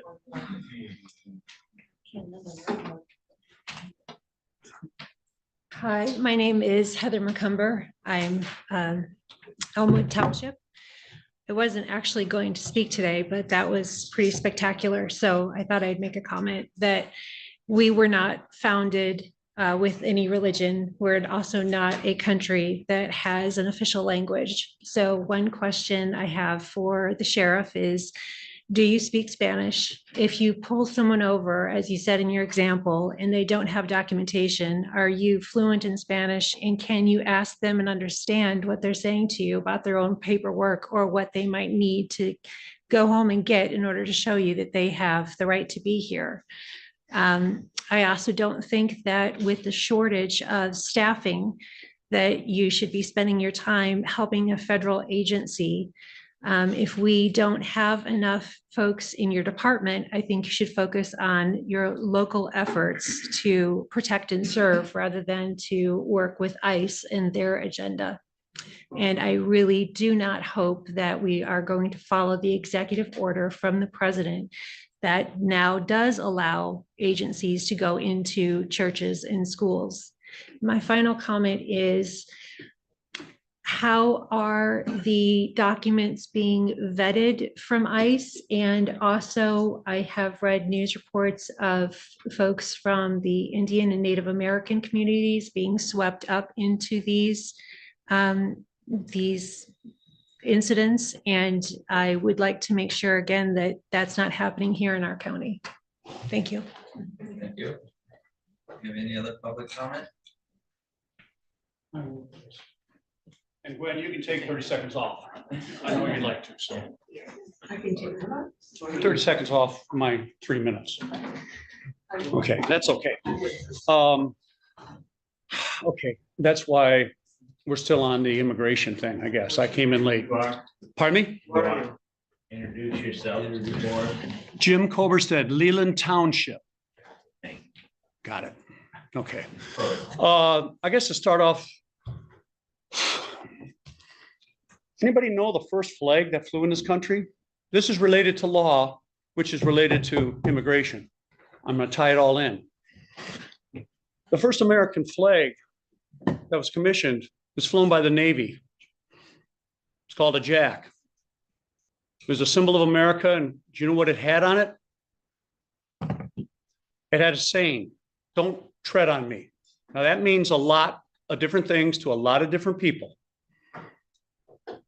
But there's some commonality in that. Don't tread on me. In other words, don't mess with my life. Don't affect me adversely. This is how I take it. You can take it your own way. Play by the rules, which is play by the laws, and we'll get along just fine. If you need something, ask me. Don't force it upon me. In any way, whether it's small groups, or whether it's turned into a law that might adversely affect me in some way, shape, or form. Fast forward, where are we now? I think that's part of the reason it's divided a country as it is.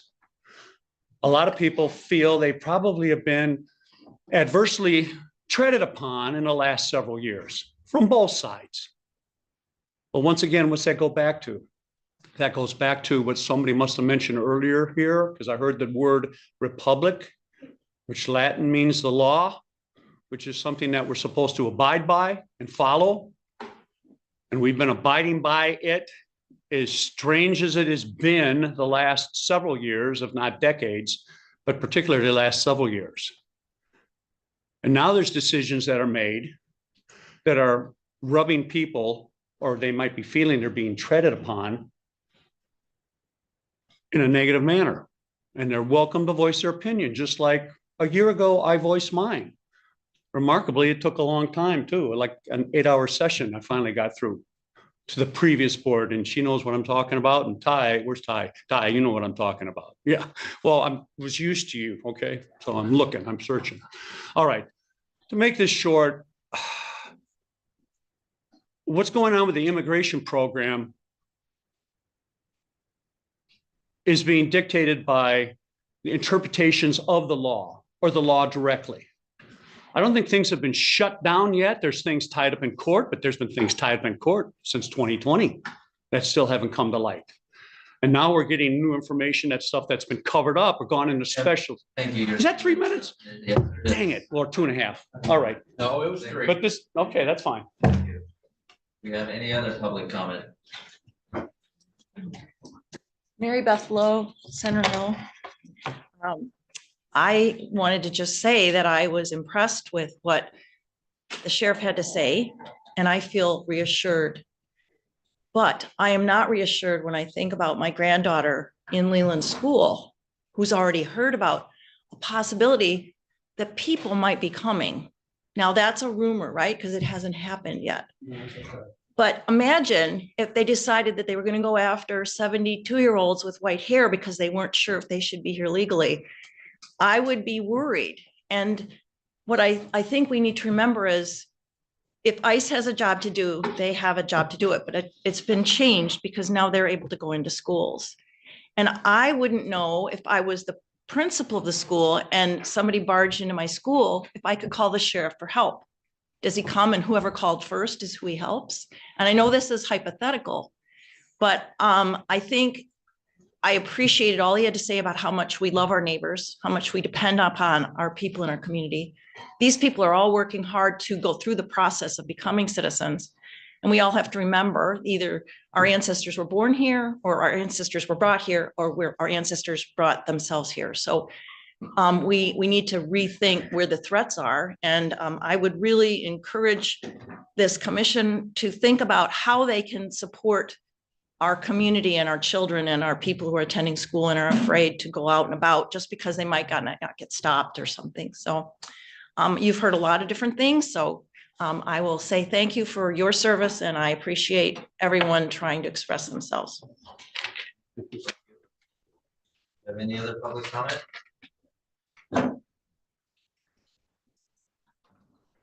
So we're done with that. We'll have commissioner comments and then we'll do a 5-minute recess. You guys online. So any commissioner comments? So if we don't have comments, we get 10 minutes break. I have comments. Sorry. Commissioner Elgar?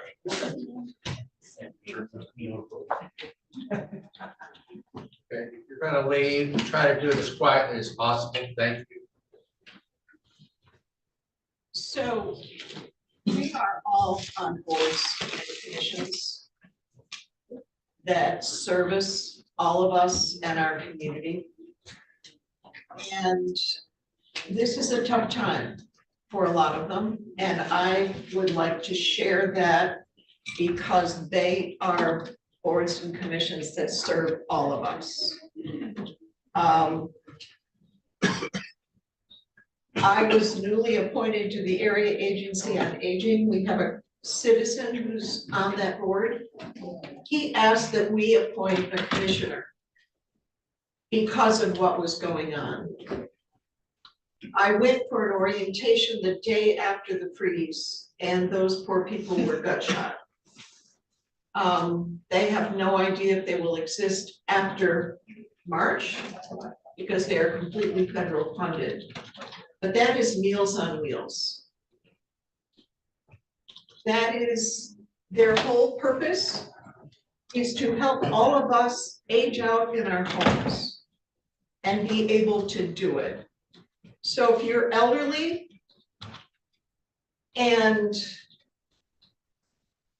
you're not getting that one nutritious meal every day that your children know you're getting, and that's serious. If you have a problem getting around now and you sure need some help and you don't know where to go, you can call Agency on Aging. That's their whole purpose, is to help all of us age out and as we get older. NMCA, Northern Michigan Community Action Agency. They are completely federal funded. They're a fiduciary for federal funds. They do emergency home repair for people who cannot afford it.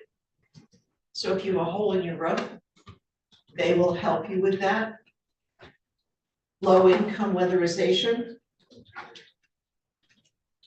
If you suddenly are unhoused, they will facilitate you getting back into housing. They will help you with that.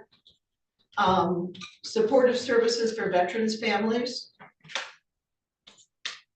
They coach home buyers and give them education on how to save for a house, how to get through the process of getting a house, and then maybe on how to manage your money so you can stay in that house.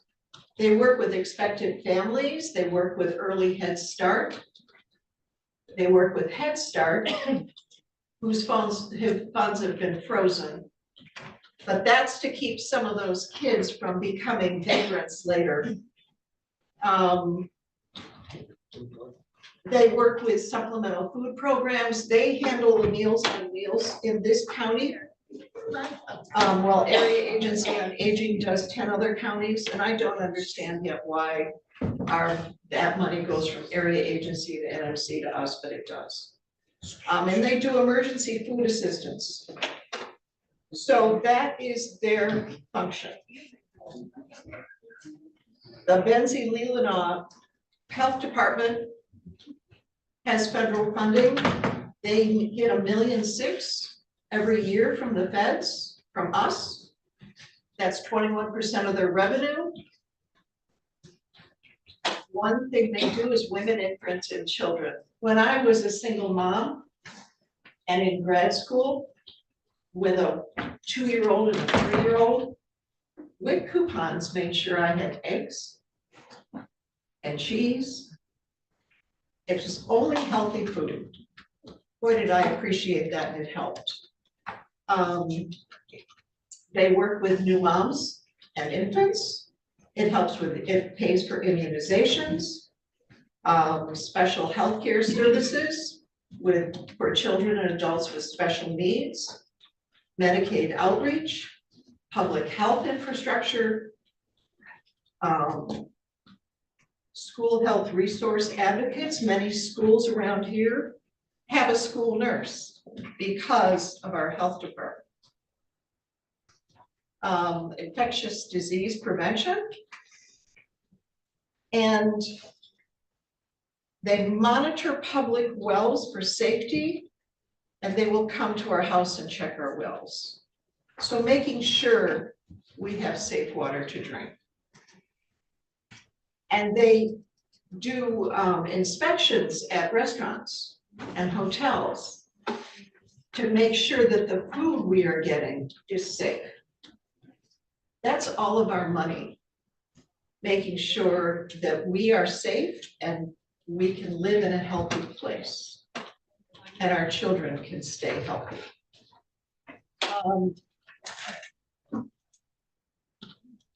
I appreciate those services. Our cost sharing from the state here in the county is about $500,000 a year. It varies. The state gets $70 billion from our federal tax dollar. It comes back to us. So let's make sure that we all understand that we are providing all of this to make sure that our families are safe, our children and grandchildren are safe, that we can grow old safely and receive the help that we need. And all of these things are in peril, and we all need to know that. Any other commissioner comments? I just like to, didn't we hear that the state was changing everything around in the presentation last week that would cut some of these? And then last week, it was the problem, I thought, that the state and an order from the governor's office were gonna cut these organizations out. No, this is all federal. Okay, well, I think it's the same organization anyways that was in dire last week because of the state's. Or state, yeah. Okay. Oh, and the one last week was not, it was a reorganization. It wasn't a loss of federal funding, so. Which was that? Our presentation that we had, I think she was from Area Agency on Aging. Any other? Okay, do you have any other commissioner comments? Yeah, I just think you know, that, I think Commissioner Campbell's right. They did talk about the area agency and how it was all getting reorganized and they weren't sure. You know, and it's rhetoric, like the Commissioner Alguier said, that actually creates fear. And we don't really know what's happening, and you tell funding's going away, and you threaten people are gonna come into the school when we don't know what's gonna happen. It's all of that kind of stuff creates fear and actually creates anxiety to the people, and I just think that you need to stop that kind of rhetoric myself. And I support the sheriff 100%. Actually, I went to This the is, board meeting your a few comment is days through. ago. You need to control her. All right, any other commissioner comments? All right, if not, we'll have about a 5 to 8 minute recess.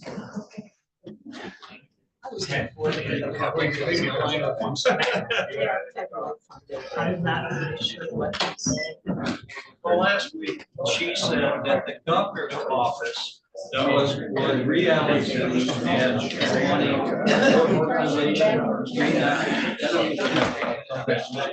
Organization, I got a leash tomorrow. I can get it. I'll get it in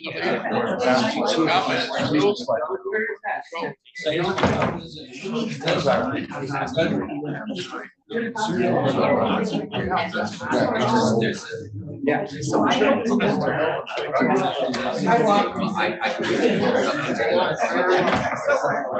It was the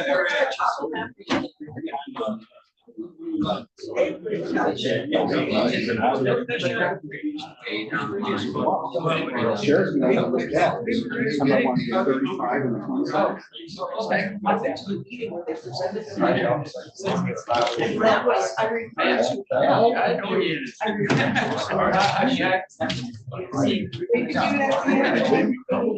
Yeah, that's what I understand what you're saying. Should I give my comments to the record?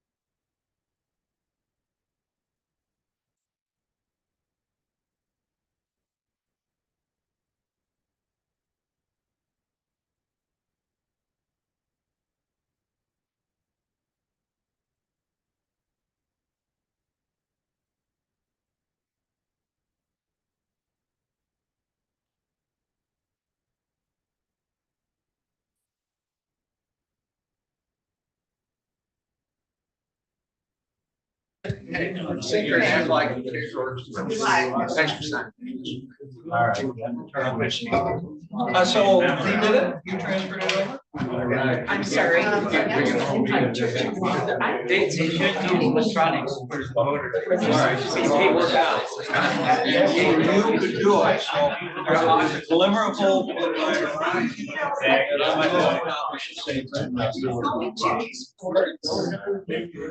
All right, we're gonna get started again.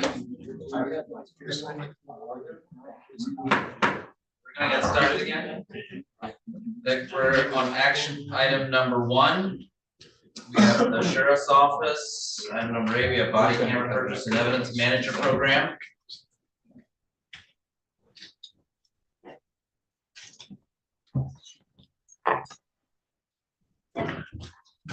Thank you. Under Sheriff Kiesel will handle both of these two request items.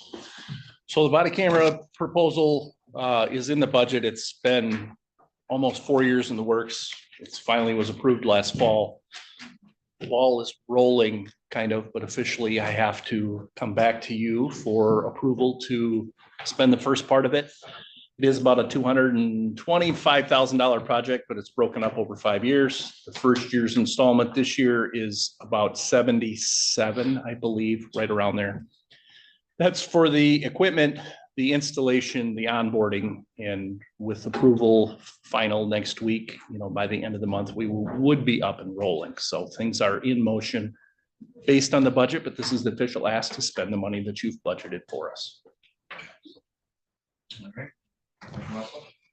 I move to recommend that the County Board of Commissioners allow the sheriff's office to proceed with the purchase and implementation of the body camera project as presented through the capital improvement plan and 2025 approved budget process. Funds to come from the sheriff's budget account ending in 0.970. Second. All right, we have a motion by Commissioner Wessel, supported by Commissioner Robbins. Any discussion? Bonnie? Yeah, I mean, the amount here says 75,000 something. Is that correct, or is it supposed to? That amount in the EDS is correct, and that's for the first year. And then the next couple of years, I want to say it's roughly 36,000 for the remaining 4 years. First year obviously is the equipment and that kind of thing. Okay, but that is That is the accurate number, yes. So by waiting 4 years, the technology is better? We do have a newer version as this program than we would have had 4 years ago. It's still in use, but yes, we have as of today, the best camera available through Motorola. And we thank you for your support. Body cams are an interesting thing.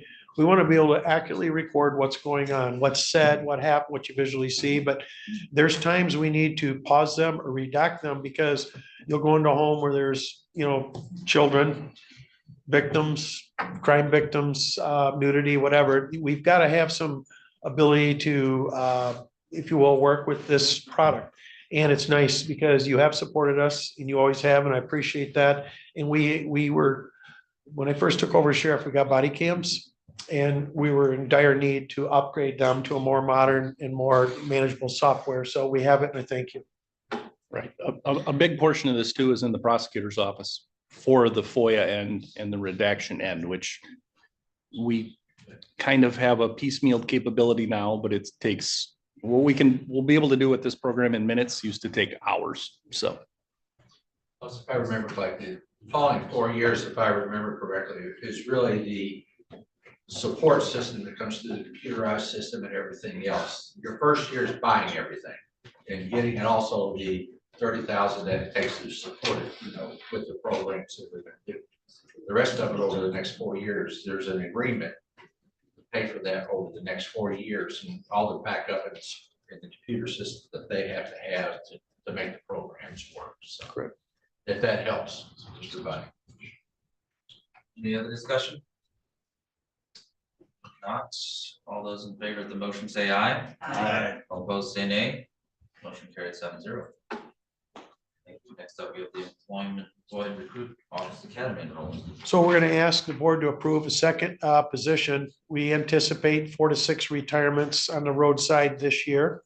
And the academy process, there is now 2 academies in NMC, and we're looking at a August academy to place a second person in it. We already have one approved.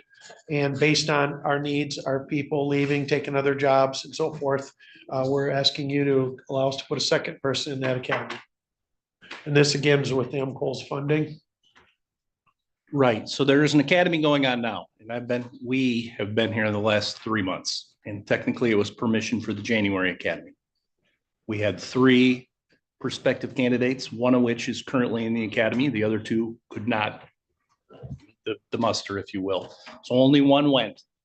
This ask, like the sheriff said, is for August, and technically it is written 1, but we have or will have come March 21st, the second availability. And I mean, applications are thin. So as much as this EDS is written for 1, it is for permission for 2. Currently, there is only 1 opening, but March 21st, we'll have a second.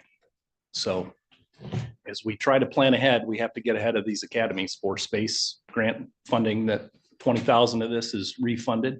Doesn't cover the whole cost, but it covers a large percentage of it. So.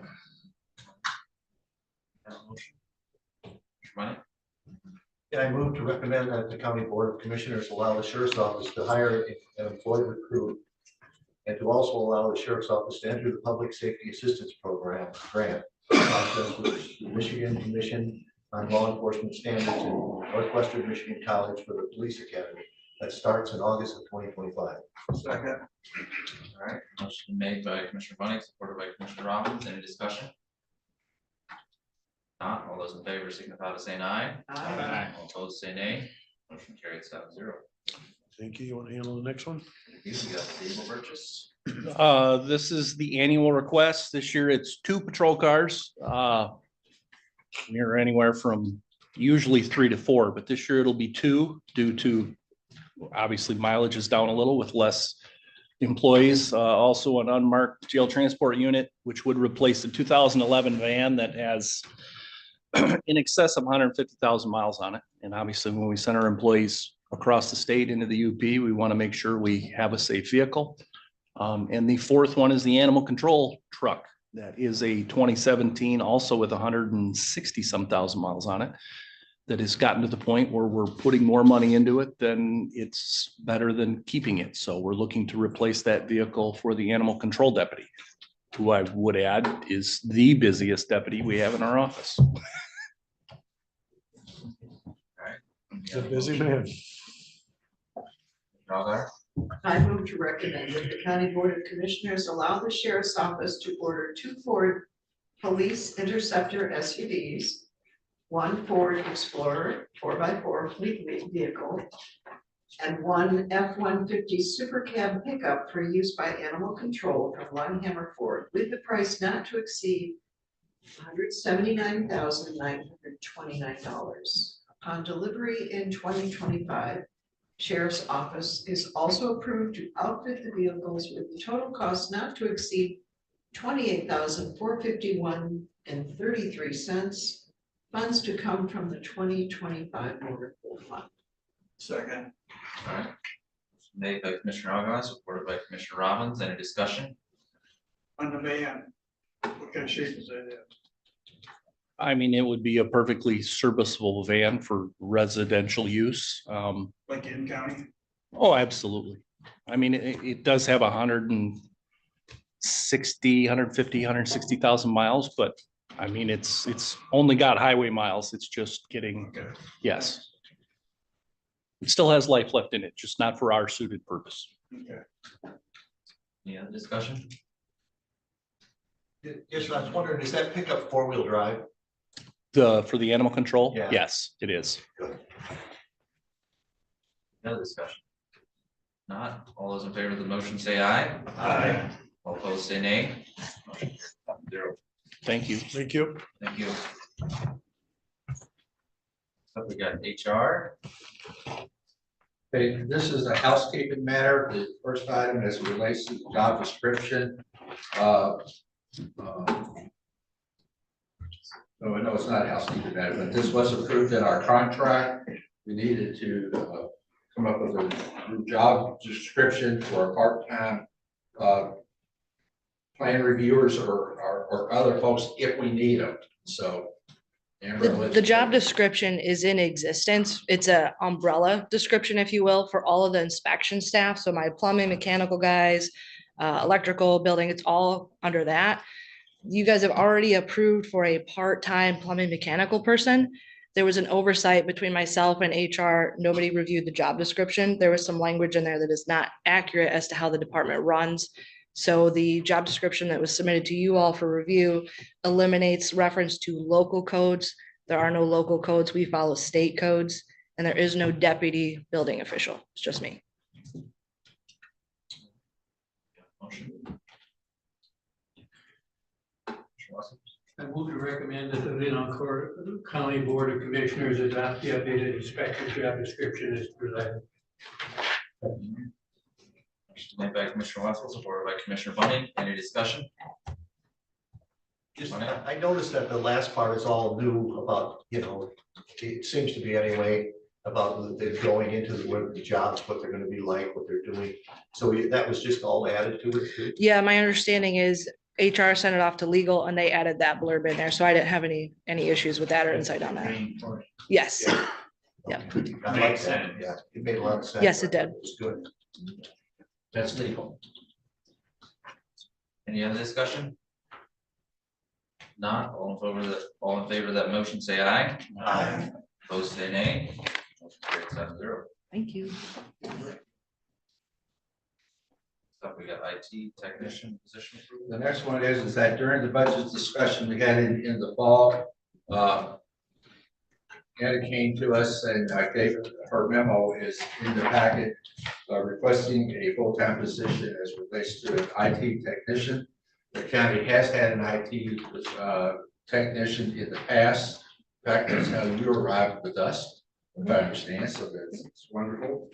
The Board of Commissioners wasn't willing to consider full-time at that point, but was willing to look at going forward with a part-time position, no more than 60%. And so we were at toward the end of putting all the budget together, so we really didn't get finished putting all the necessary documents together. There's 3 of them that has to be approved. And so that's what is in front of you today. So the job description has been reviewed by legal, and so I'll let you take the rest of it. Basically, this is just the final steps to get the part-time position approved so we can post the job and hopefully get someone in place. All right, Commissioner Wessel? I move to recommend that the Board of Commissioners approve the IT technology technician job description. The addition of the IT technician wage range to the 2025 adopted non-union wage scale, and the addition of the IT technician to the IT department with employee master list as presented. Second. All right, motion made by Commissioner Wessel, supported by Commissioner Robbins. Any discussion? I hope this is enough. Commissioner Campbell? I'm sorry. I was wondering on cost of, this was budgeted. Correct. No. No, you are amending the budget. We just didn't get it finished. So nothing was in the budget for this particular. Correct. So position. it was understood. That's what I was explaining. We didn't finish the paperwork in time for it to be approved in the budget that was approved. You are amending the budget to include this position now. It is an estimate of how much this would cost. Is it in here? Yeah, it's in there, 40,000. Salary plus. Approximately $30,000 in salary and wages. And there's part-time positions, I would say. I guess county, Blue Cross Blue Shield, about 6,900, and FICA and MERS. Guess I'm trying to figure out how it comes to 2,000, 4,000. Can you put it in your head fast enough? I can't add that quick. $40,000. $40,000. There you go. About $48,000. And it's non-union because it's not 40 hours, is that? That's not union because of the sensitivity of information that they may be working with.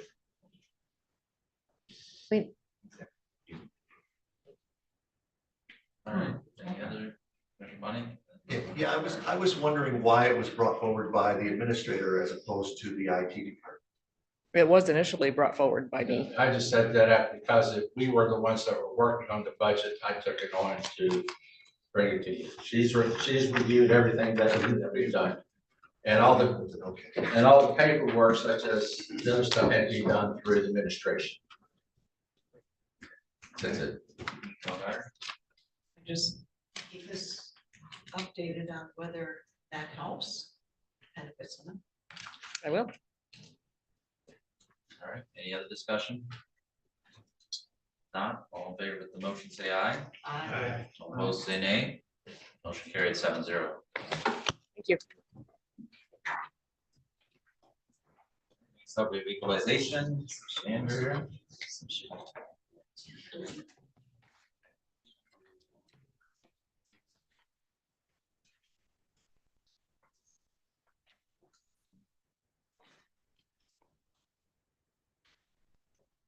Yeah, I just like, I was informed that that is a union position, that it actually is going to have to be part of the union. Because it's not leadership. Well, we will debate that with the union. Okay. So. All right, go ahead, Andrew. All right, good morning. So I know, I know that you have a full agenda today, so I'll try to keep my presentation brief. But as I go along, feel free to jump in with questions at any time. I have 3 small children. I have all boys. And so I operate on just a ton of caffeine at all times. So just feel free to interrupt. And there's nothing, this is purely advisory. There's nothing to vote on today. This is just sort of my briefing to you about the assessment process, the 4018, and then going into equalization. So, so this, what's in front of you today, and you should have a digital copy in your computer as well as a hard copy in front of you. This is the 2024 equalization study. And this study sets the stage for the March quarter review, which will begin in about a month. And then as well as county equalization, which I will be back in front of you seeking approval for in April. So my office is preparing to enter our busiest time of year. And this study represents the culmination of our efforts in 2024 to prepare for the 2025 assessment year. So rather than go through, you have this in front of you, you can go through it, you can look at the statistics. I don't want to, belabor the point. I'd rather sort of just hit the high points and tell the story of how we kind of arrived at the conclusions that are in the report. As you're all aware, real property in the state of Michigan is required to be assessed at 50% of true cash value. And the purpose of equalization itself is to ensure that that assessment ratio is met within each class of property in each township.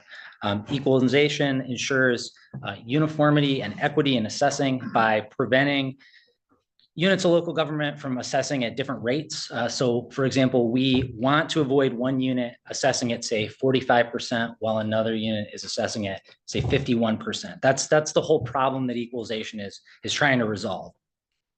And so the way that we achieve equalization to 50% of true cash value is by looking at sales, by conducting appraisals in the field, and then by collecting and studying data. So the report that I'm presenting to you today shows not only what we studied and where, but also where each township stands as we head into March Board Review and equalization season in the spring. So in the packet, pages 4 through 15 in your digital version, those are just the maps that indicate the parcels that were studied in each township. And then page 36 provides a summary of total parcels studied by class. And most of my comments today are going to draw from that page 36. Which just shows basically a summary of the entire county. So to gather the data for our studies, we looked at 133 parcels in the agricultural class, 136 in the commercial class. Timber cutover, there's only 2 parcels in the county, so we looked at both of those. Industrial class, we looked at 69 parcels. That's again 100%. When the class is small enough, we always try to visit every parcel if we can. We get a nice gold star from the state tax commission if we do that. So we like to get that gold star. So 340 properties were visited in person by equalization staff. Typically we're accompanied by the assessor when we do that for whichever township the field visits are occurring within. So those 340 properties were used in our appraisal study to determine levels of assessment. 64 additional properties were visited for our land value study, and these were predominantly vacant parcels. So a total of 404 site visits were carried out between late April and mid-October of 2024. Our field visits usually include speaking with the property owner, taking photographs, taking measurements of any structures or improvements. And depending on how complete our records are, a site visit can take anywhere between 5 minutes to over an hour, depending on what we've got in our database. So that our equalization staff appraiser, Jim Stocknick, spent 32 days in the field between April 26th of 24 and October 18th of 24. And so for each of those days in the field, there's typically 1 to 2 days of preparation required beforehand. That's gathering records, checking the records for completeness, printing maps, aerial imagery, that sort of thing. And then 1 to 2 days after that field work is done of processing and analysis as we load the data that we've discovered in the field into our system. So the classes that I just talked about, ag, commercial, and industrial, those are where we're obligated to conduct what we call an appraisal study in the field, because those are not, there's not usually enough sales within those classes to support just looking at sales. So for example, there were only 14 recorded agricultural sales in our 2-year sales study timeframe that's running basically the spring of 22 to the spring of 24, only 14 sales. In the case of a sales study, we're able to compare. So if we have enough sales, we can conduct a sales study, which basically means that we're able to compare the sale price of a property to its assessed value at time of sale and determine whether that property is being assessed over or under that 50% assessment ratio as required by the state of Michigan. So in the case of the residential class, we did conduct a sales study because we had plenty of sales. We had 1,192 sales in that 2-year sales study timeframe. So basically that just means that we were able to identify, vet, and then evaluate those arm's length transactions, and then make a comparison between what they actually sold for and what they were assessed for. So in total, if you include all of the appraisals and all of the residential sales, we looked at 1,532 different properties, and that came out to 6.5% of the real property in the county. And again, so that's sort of summarized on that page 36. So the purpose of our study is to determine the assessment ratios in each class of property in each township. And so each township gets their own sort of individualized L4018 that tells them what their ratio is in each class. And then page 36 is sort of the aggregate. We've brought them together, and that's the aggregate for the county. So for example, in the agricultural class, the ratio that we discovered was 44.8%, in commercial, 47.14%, industrial, 47.21%, and then residential, 45.21%. And that's up from 40.37% last year. So, I mean, as you can see, we conceptualize Leelanau County as a land of orchards and rolling fields and all of that. But from an assessed value perspective, the vast majority of value stems from our residential class. So the residential class makes up 91.86% of total assessed value is in the residential class. So these findings for each township, they're summarized in the L4018 document that we provide to each assessor. I joke with the assessors that this is the homework assignment. So we do this study, we discover what the assessment ratio is in each class, and then we give them that homework assignment. And then it's their job to bring their assessments from whatever that ratio may be, whether it's 40 or 45 or 48, up to between 49 and 50 per the state of Michigan. So if any unit fails to meet that 50% assessment ratio, the Board of Commissioners can impose an equalization factor at county equalization in April to bring that unit into compliance with that state requirement. I try really hard to make sure that we don't have factors that we can communicate, that my department communicates with the assessors so that they know exactly where they are and so that they can do the work that they're supposed to do to get to 50% without the Board of Commissioners having to issue a factor, but factors do happen. So going forward, what should taxpayers in the county expect? Assessment notices are going to be arriving in mailboxes soon. These provide taxpayers with the first glimpse of their tentative assessed and taxable values of their properties for 2025. The Department of Treasury has identified the inflation rate multiplier, which is pegged to the rate of inflation and sets the maximum amount that the taxable value can increase. If there are no changes, sorry. So that's going, this year it was 1.031, so 3.1%. Last year it was 1.051, and the year before it was 1.079. So basically what we're seeing is that inflation is coming down, and now that we're below the cap is 1.05. So the maximum amount that taxable values could increase in a given year set by proposal A was 5%. So we've now returned to below that for 2 years. In 23 and 24, we did hit that 5% cap. So this should be giving some relief to taxpayers throughout the county now that we're below that 5%. So once taxpayers receive their assessment notices, then they'll have a chance to, appeal their assessment notice to their boards of review in their townships if they so choose. So after the March Board Review occurs, we will all be back here for county equalization, and that occurs on the 15th of April. That's where the Board of Commissioners, where you all will be asked to certify the equalization report, which will set the county equalized values for each class of property.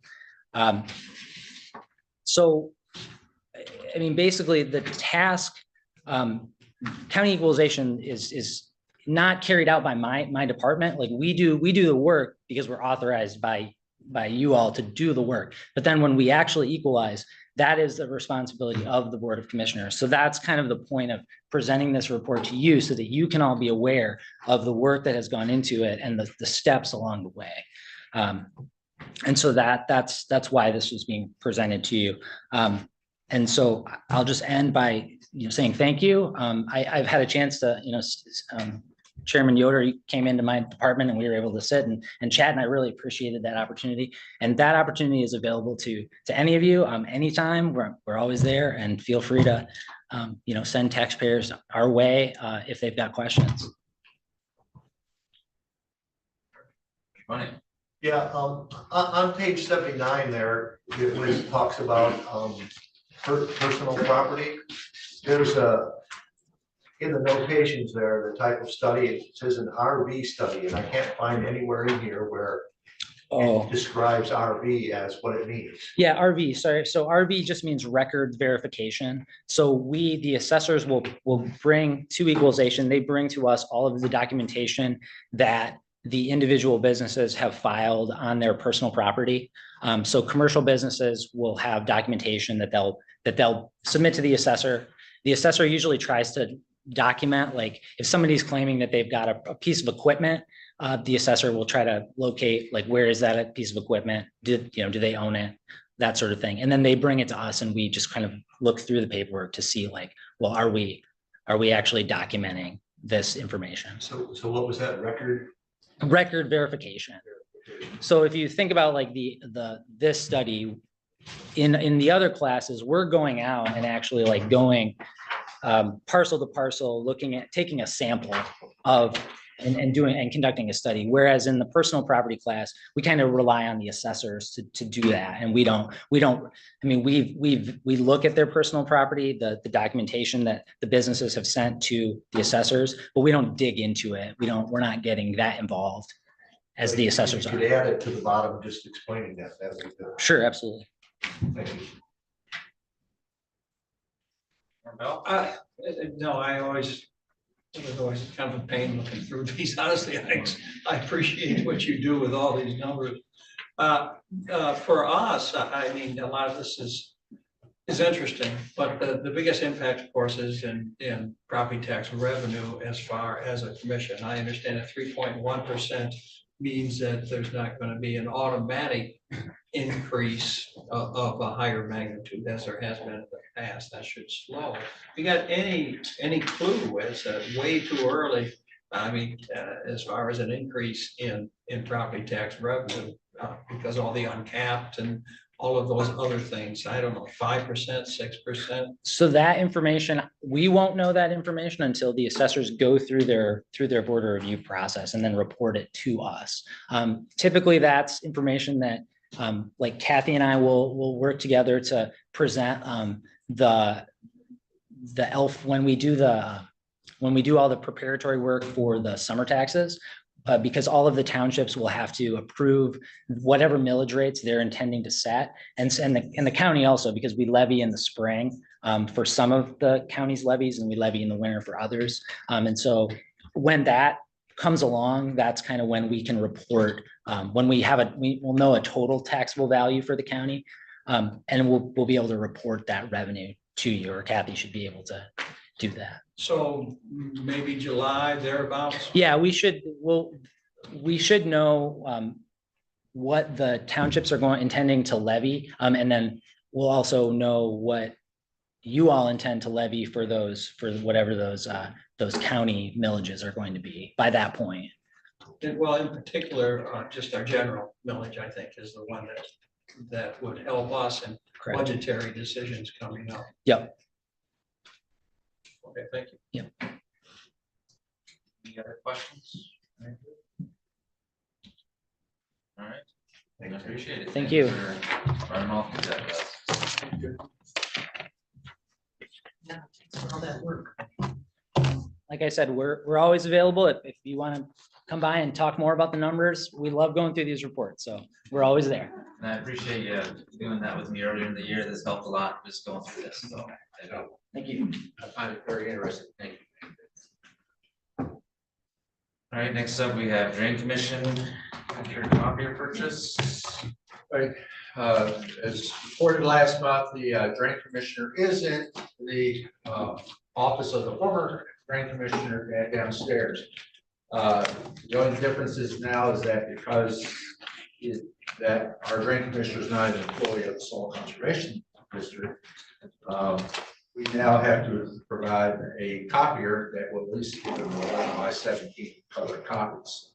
So we've gone out and we need to go ahead and purchase the copiers, and we do it with our duplicated money, with our duplicated machine money. So,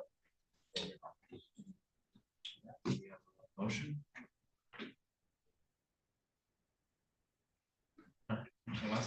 I move to recommend the purchase of a printer from NetLink for the drain commissioner in the amount of $5,199, with funds to come from 645 duplicating machine fund. Support by Commissioner Campbell. Any discussion? Just a question on, so the current copier is owned by the conservation. correct. So it just seems kind of wasteful to have two copiers. Well, they won't be using that copy. Well, I still, most of the time that copier won't get used is where I was going, but anyway, it'd be nice to couple in with them. We used it in the past, Yeah, but why can't we, rather than spend $5,600, come up with a figure and pay with theirs? I cannot answer that question unless that copier downstairs does not produce 11x17 copies. If that's the case, you can always go upstairs to Equalization or planners. I'll leave it to your all's decision. If you're not ready to proceed with it, and we'll direct it and we'll find other resources. Any other discussion? All right. Not all in favor of the motion, say aye. Aye. All opposed, say nay. Nay. Motion passed 5-2. All right, next up. Robbins and Campbell. Correct, yep. Okay. So we have truck purchase. Again, we have a truck purchase here. Timothy was, he had to be out of town, but we have two choices. First of all, we did go through,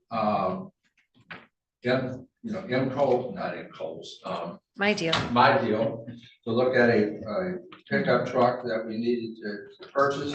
You have the price there, and the total price by the time you get the tire upgrade and delivery charge is $46,434. I think it was going to be several weeks before we could get the truck. Well, and it's a delivery Yeah. also from downstate.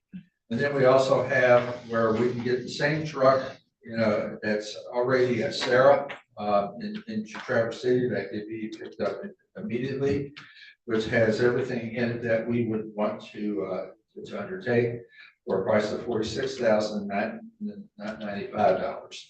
So we can go with either way. We'll leave it to you. I think it's our recommendation, but it was mine, that we would go with. We have it in here going through the. Oh, and I understand. The other part of the price tag in here is that we have to buy decals to put on the truck, which would be taken care of through Troll's Brothers, located in Cedar. So that's going to happen no matter from where we buy it. So I would say that for the small difference in the convenience of getting it sooner, that we purchase the vehicle from Sarah. All right, we have a motion. I will make the motion so we can discuss. I move to recommend the Board of Commissioners to waive bid requirements, approve a purchase of the vehicle from Sarah of Traverse City, along with the truck decal purchase from Simplicity, and the placement of the decals by Troll's Brothers of Cedar in the amount of $46,320, with funds coming from account ending 9700000. Right, supported by Commissioner Wessel. Discussion. I just wonder what happened to the previous truck. Previous truck was also owned by the Soul Conservation District. No, It was not. Okay, I'm sorry. I thought it was. no, the drain commissioner traditionally, and Jen can correct me if I'm wrong, usually the marine or the animal control truck rotates toward the drain commissioner, but the animal control truck is being retired. We did substitute a marine truck, I think, just to help get by. So, but that also is going by the wayside. So we're just cleaning up our vehicle fleet with this purchase. Mr. Robbins, my apologies. Mr. Wessel. This is in the approved budget. Yes, they did approve all the vehicles today. We did put a place marker in for the drain commissioner as a guesstimate, because we didn't know if, in the last purchase we had was a Tacoma. And that was for building safety at about 38,000. So this is a slightly higher, but that was also about 18 months ago. So that amount of money was gone by the wayside. So apparently this truck is similar to a Tacoma. I'm not a truck person. Mr. Robbins. Okay, I've done some homework. You're right, it was about 38,000, and I think we still can get that Tacoma for 38,000. Which I guess according to construction codes, they're having good luck with that. I guess I look at it at 46,000 for the small, the smaller GMC. We can get a full-size Ford, just like the sheriff department did, for about the same price. But then I also look at it, it's like, if we get the Tacoma, we can get a Tacoma and a printer for the same price that we're getting the GMC for if we go that route. Because I don't think we really needed the printer right now. But another thing is what I brought up with the undersheriff. So we got the jail van. It's a great vehicle for in-county highway miles. Right there is a great vehicle for buys a couple of years and save some money. All right, yeah, Mr. Elgar. I know Mr. Onan wants a new truck. What's that? A new truck. I struggle with the idea that at 160,000 miles, we don't use our vehicles anymore. I get it with the police department, because they're doing high-speed chases sometimes. But I don't get it for our other vehicles. Why can't we recycle one of these things with 160 to the drain commissioner? My Toyota has 285,000 miles and it's going like a champ. I just don't get that. I will leave this up to the guys. On this one, I'm not a car person, but I sure don't, I don't get it. I mean, I don't know if Kevin can answer, but in the past, what was Steve putting on for mileage a year? It's low. It's, Under 10,000? yeah. Yeah. So I mean, sometimes I feel like buying a new vehicle and it's sitting all that time, doing more damage than. I'd like to give Tim a new vehicle, but I just can't justify it, right now. I can tell you that this marker in the budget for 25 was placed before the election, so we did not know it was the outcome that we have. So I can't say it's Mr. Onan that is picking this as a purchase. It was the rotation of the fleet. So if you understand what I'm saying. So, and then these vehicles, they do rotate. We try to rotate the patrol cars and we do reallocate them to departments, but some of them have been kicked down the road too many times that we just replaced the Chevy Silverado for the buildings and grounds, but we asked them to wait a whole year. Same with the jail transport van. We kicked that down the road too. So we are trying to eke out as much as we can on these vehicles by kicking this out. And two that are on this list have been postponed for a year or two already. Commissioner Campbell, Mr. Funny. I guess I'm gonna take the conversation back a little bit. I mean, it's a part-time position and I'm not sure what the arrangement was. It's about 20 hours a week from what I understand. What the arrangement was with Mr. Christensen and his vehicle, because he was working full-time, but through two different departments. So I don't know if they both contributed towards that truck, or if he ever used it in his in both roles. I think that soil conservation has their own vehicles. It doesn't have anything to do with us. So if, yeah. Rather, I agree with this thought. If you're gonna put, I mean, that was said 10,000 miles. I mean, it's hard until we know the exact number of mileage, but I don't know if there's ever been any discussion as far as paying him to use his own truck. And it's working out a deal like that. At 70 cents a mile, which is what we're paying, and then maybe if you toss in some extra money for truck rental or whatever, because you know that as soon as that truck drives out, it's worth about $6,000-7,000 less than it was before it drove out, and it's not getting hardly any miles. So, and I'm not trying to say no to Tim, but I just wonder if he would be warm to a discussion about compensating him to use his own vehicle and paying him in regards to that. Commissioner Bunny, and then Commissioner Walter. Yeah, I mean, I actually talked with Tim about this and he really wants the new truck. He said he's gonna be going into construction sites, into swampy areas. And he wants the clearance of the truck and the 4-wheel drive. You know, so he's very concerned about, because I actually suggested to him that he get one of the police cars or that are, because they're all-wheel drive as well. But he felt like the clearance would be enough when he goes into an unfinished area. So he really said for the job that he's gonna do, he really thinks that this truck is what he needs as opposed to a smaller truck. And then also, he just, he thinks that he will be doing some work for the conservation district also. So I don't know if that's part of what we use in the truck, but I do think that Buzz had talked to him about doing some work for them as well. So it sounds like he's moving into sort of Steve Christensen's position. And I don't think that's been finalized or anything, but that there is that talk at least going on. Commissioner Walter.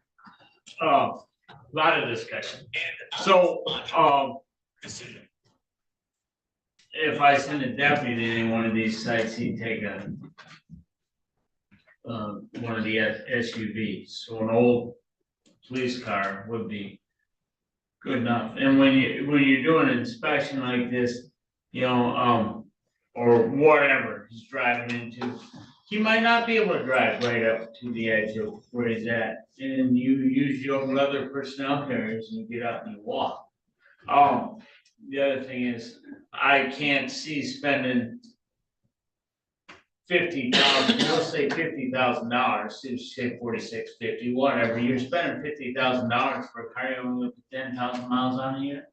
I think this decision can be kicked down the road a little bit, and he can use that van that we have until we figure it out. It's not a decision we need to make right now today. It's not fiscally responsible with the situation with our budget. We're spending more money than we're bringing in, as it is. All right, so, oh, go ahead, Kathy. And then I'll have a question Sure. as well. So the vehicle fund is funded by mileage charges that are made to each department. So there is money allocated in the vehicle fleet fund. This is, there's money there. This was put in place for the 25 budget. If I could speak to the signage and the fact that elected official Commissioner or Drain Commissioner Onan drives a truck, but it has his commercial logo on his truck because he has a business. So this also would be a Leelanau County logoed vehicle. So there would not be confusion when he drives onto a site. I know that this is something that he was concerned about, is that the representation would be correct when he gets to a site. He is an elected official, just as you are. I know I've heard, and I respectfully submit that elected officials are 24/7. The reference to part-time, we can't quantify how many hours you are in your positions, nor can we quantify the number for the clerk, the treasurer, the drain commissioner. It is an elected position. So I'm just respectfully saying, when I hear part-time, you're all 24/7 as elected. Fair? Yeah, I'm part-time. So one question I have with the code office that they have, like, my understanding, they have a lot of almost, have you heard of any complaints from them as far as they go into a lot of construction sites like Tim? Mhm. Have you heard any complaints that those are not adequate for the function that they're performing? I think they are enjoying those vehicles. There is a tow bill in claims and accounts for one of the Tacomas. I don't know the situation. I can't address why. I didn't read the fine print. Because that's my main concern as well, is like, just for that amount of mileage, and I feel like the code office, they're using those, and I mean, barring that one issue there, I feel like maybe we do need to go for another quote and just see if we can drop that price down a little bit, but. I think excuse me, Chairman, but also for mileage, it would be fair to also say that the drains that are coming up, we have 3 or 4 more drains that are going to be put into place in the next year. I would imagine his mileage will be more significant than Drain Commissioner Christensen, where he brought 2 drains to fruition during his time, but was ramping up towards these 3 or 4. So I'm thinking we're going to see some increase. Bottom line is, if you want to hear more from him, we'll just have to we'll request that he be here next Tuesday night. You got to move the discussion forward one way or the other. So let him try to do the explaining. He's at a conference that he needs to be at, part of his learning today. So we're not making a final decision here to this point. When he gets back, all these points you brought up from using the retiring van, using his own truck, one thing that he got on business side, but we can give him a magnetic thing to put on the side of our truck. That's what you want to do, and or the different truck, but he probably needs to be here to make this explanation more than me trying to make that explanation. So. All right, Mr. Algar. Just one quick clarifying. So is there any vehicle that we're taking out of service that would work for him? That would be a question for the administrator to address, because the fleet belongs to the administrator's office. So when the spring comes, the administrator is going to go through whoever sitting in the chair is going to go over the fleet, and then that administrator comes to you and says, we have surplus of these vehicles. This happened last year. Then an auction is put in place and we auction off the vehicles that need to be rotated off county to property because they're costing us too much to repair or they're just, we're done with them. So I think last year, I think we realized we also had a boat in there. So maybe $24,000-$30,000 in revenue from selling vehicles. Of course, it was the first auction we'd had in a couple of years because of whatever. So there is a revenue stream that comes as we rotate these vehicles out of the fleet. One vehicle that we also allow departments inside, if they have an older vehicle that say you want to put this one in the auction to take this one out, we allow them to do that. Senior Services did that. So they took one that moved that and put one in that was older, took a better one out. So that's how we did it last summer. So. All right, Mr. Bunny. Yeah, I was just wondering, my recollection is that we usually would purchase 3 to 4 vehicles through a year, to keep the rotation regular. There's going to be, if this would pass, there would be 6 vehicles, which seems, if not twice as much, close to that of purchasing vehicles. So I'm just wondering why is it all of a sudden so many more than are normally purchased? Well, in the year that Building Safety purchased, that did put our count up, but they purchased with their enterprise funds. So we were up to about 6 in that year. Just depends on the department who needs them. And then as Administrator Lewis mentioned, we did take some off of the surplus and rotated them, an older one from Senior Services out, and we rotated one in and made that deal happen. So we do try to utilize those vehicles where we can. But like I said, the truck for buildings and grounds, we made them wait a year. The jail transport van, we kicked out a year. Usually we do 3 patrol cars. We're only doing 2, but the transport van is that 3rd vehicle. If I recall correctly. Yes. The sheriff's nodding, yes. All right, I'm assuming we've had enough discussion. So with the motion on the floor, all those in favor of that motion, say aye. Okay. All opposed, say nay. Okay. All right, So how do we move this forward or just? I would make a motion that we move this forward to next week, so when Commissioner Onan is here, we can talk with him. All right, is there support for that? For discussion at that point? Yes. Okay, supported by Commissioner Campbell. Any discussion on that? Not all in favor of that motion, say aye. Aye. All opposed, say nay. Motion carried 7-0. And I would like to know if there is a vehicle that we could move to. Let's see what we have. All right, next up, we have finance, marijuana operation. Oversight. And Dan Thorell from Leelanau Health Department was here also. Hello, good afternoon. So in December, Dan and the Leelanau District Health Department brought to our attention that in the state of Michigan, when there is the re-registration of medical marijuana cards and renewals, applications and renewals, that a fraction of those registry cards is set aside per county. And there is available funds already set aside for Leelanau County, $13,154. He came to us with the partnership that they have had with Benzie and made the same presentation to us as to what we could do with regard to capturing those grant dollars in a program that's successful in Benzie. And the previous board agreed to the application.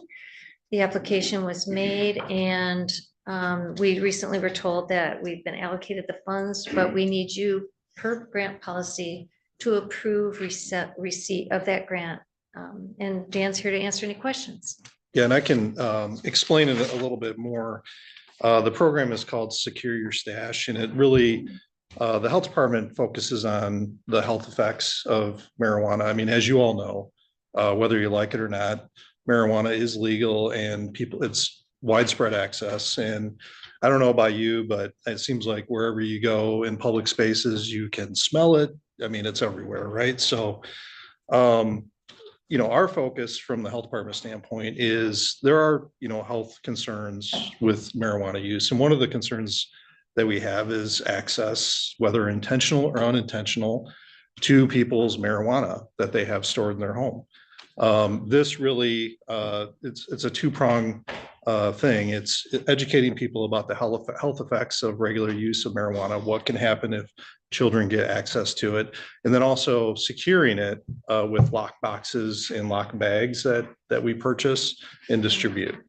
And then that way, things such as like gummies and whatnot that look like candy that kids can basically ingest, thinking if it's not secured properly, it's something that people can put in those bags, lock them up, secure it so there's no access. And we have found also that people use it for prescription medications, right? If they happen to have painkillers after surgeries or whatnot, they can secure that too for unintended.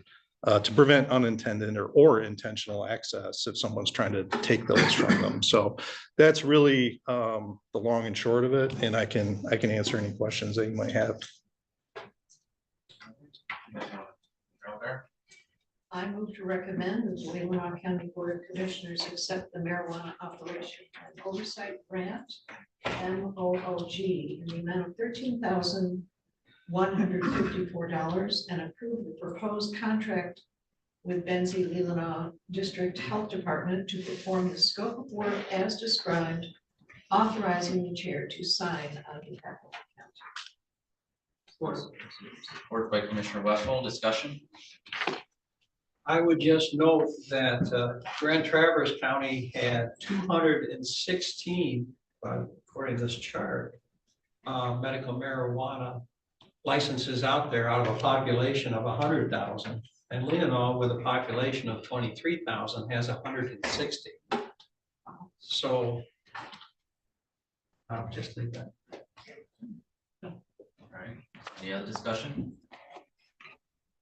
Not all in favor of the motion, say aye. Aye. All opposed, say nay. Motion carried 7-0. Thank All you. right. Thank you. For that work. Thank you. To keep a child from taking something that could kill them, like a painkiller. Absolutely. Yeah, happy to do that work. And just really quick, I know you guys have had a long meeting. I'm now the full-time health officer here at Benzie Leelanau. The board made that decision back in May. I came on board in November. Previously, I had served as health officer at Health Department Northwest and through a contractual agreement with Benzie Leelanau. But I just want you to know, I'm here for you. This is your health department. And I'm going to give some cards to Jennifer to distribute to you guys and gals. Just so, if you need to get a hold of me, please do so. Right? If you have any concerns or you just want to talk about any of the programs we have, just want to make sure that I'm available for each and every one of you. So thank you. Okay. Yeah. And I would like to say he's doing a wonderful job. Thanks, Will. All right, next up, we have planning. Item A, certifying officer designation. Let's get to that scale. I'll take the first one. I think you almost three out. We have three things that we have to do with here. First of all, the board needs to designate a certified officer for signing of documents related to housing funds or on projects such as environmental review records, program income certification, lead paint forms, and things like that. In the past, it has been the chairman of the board who signs those documents.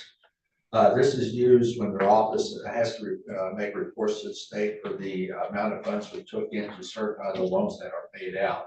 So this is why we need to have that certification in place. I think, Ty, you must have been in the past, so we need to identify somebody.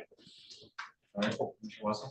I move to recommend that the chairman of the county board of commissioners be designated as a certifying officer and Form 15E certifying officer designation form be completed and submitted to the Michigan Economic Development Corporation office. Second. Support by Commissioner Robbins. Discussion. Not, all those in favor of the motion say aye. Aye. Opposed, say nay. Motion carried 7-0. Congratulations. Good job, man. I love that campaign. All right, item number B, Fair Housing Coordinator. This is another designation, and in the past, it's been the county administrator has been appointed as the Fair Housing Coordinator for the purpose of housing grants and loans. And as your EDS explains that it's contracted with Northwest Michigan Community Action Agency for the purpose of home rehabilitation. And the note that was just given me, it was explained that this is a title that sees very little action. And, you know, if someone comes in and complains that they were not treated fairly through our housing loan policy, or if a contractor didn't do a good job, we will handle what we could through the planning department, but if it can't be resolved, it goes through the Fair Housing Coordinator. So it's a good idea to have someone in the building appointed, so there's someone available here to talk to a person with the complaint. So if fortunately it sees very little action, let's hope it continues to see very little action, at least for the next 2 months. After that, you're not gonna worry about it. All right, Commissioner Bunny. I move to recommend that the County Board of Commissioners appoint the county administrator as the Fair Housing Coordinator for Leelanau County. Second. All right, supported by Commissioner Robbins. Discussion. Congratulations. I know it was tough. It was tough. All right, This end, that's this is a lot of work. all right, all in favor of the motion, say aye. Aye. Opposed, say nay. Motion carried 7-0. Let's see, out-of-state travel. There's a request from the planning department that either the planning director, Gail Meyer, or the senior planner, Jenny Herman, would like to attend the American Planning Association conference that will take place in Denver. Only one will go. And so because it's out-of-state travel by policy, you need to approve any out-of-state, in-state travel. So. All right, we got a motion. I move to recommend the County Board of Commissioners approve the travel for one, either the planning director, Gail Meyer, or senior planner, Jenny Herman, to attend the March 2025 American Planning Association Conference in Denver, which funds to come from the planning department budget 101-64500, not to exceed $2,700. Second. All right, supported by Commissioner Robbins. Discussion. All right, if not, all in favor of the motion, say aye. Aye. Opposed, say nay. Motion carried 7-0. Next up, we have senior services facility use agreement. Good afternoon. It is afternoon. So I'm seeking approval for to enter into an agreement with Suttons Bay Public Schools to use their facilities for our senior expo. For those who are unfamiliar with our senior expo, it brings in 80+ vendors that offer services, education, and products to our seniors. And there's over 400 seniors that attend the expo annually. Commissioner Elgar. I move to recommend that the County Board of Commissioners approve facility use agreement form 7510 F1 between Suttons Bay Public Schools and Leelanau County Senior Services for the use of school facilities and property for the senior expo. Supported by Commissioner Wessel. Discussion. I think we have to thank Suttons Bay Schools for waiving any cost. Absolutely. We were there, worked is it- very well. The budgeted amount was $10,000. Is that how much we paid in the past, or what does that reflect? So that's our table and chair rentals. We provide lunch. So there's some other expenses that go into the senior expo. That's not related to the facility use. Okay, so They that is donate the theirs. entire event is $10,000. Yeah. Any other discussion? Not all in favor of the motion, say aye. Aye. Opposed, say nay. Motion carried 7-0. So we got donation from the Area Senior Advocates.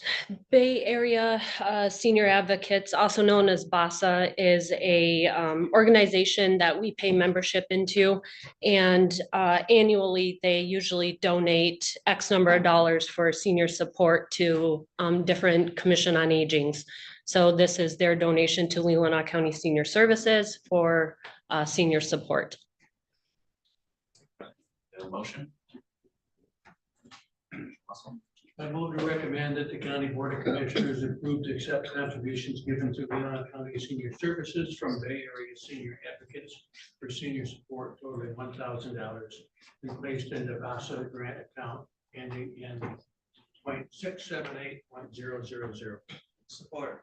All right, support by Commissioner Robbins. Discussion?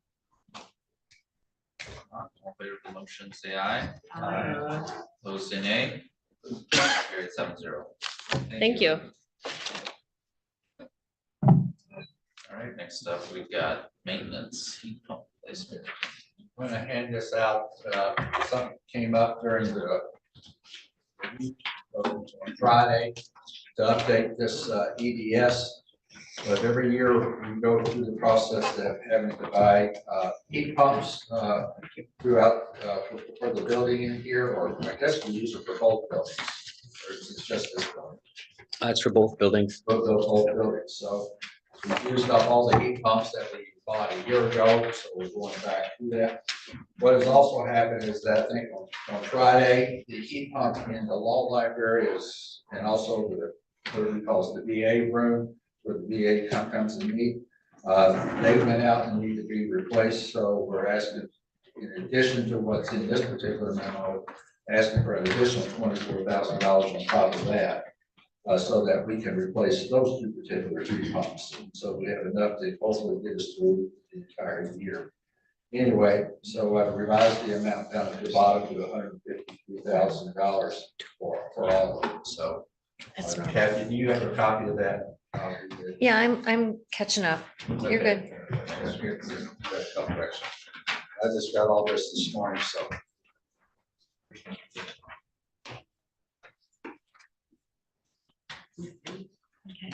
I'll turn it over to Patrick to answer or bring you up to date on anything else. Well, the administrator did a really good job of summarizing it, but I'm open to any questions you have.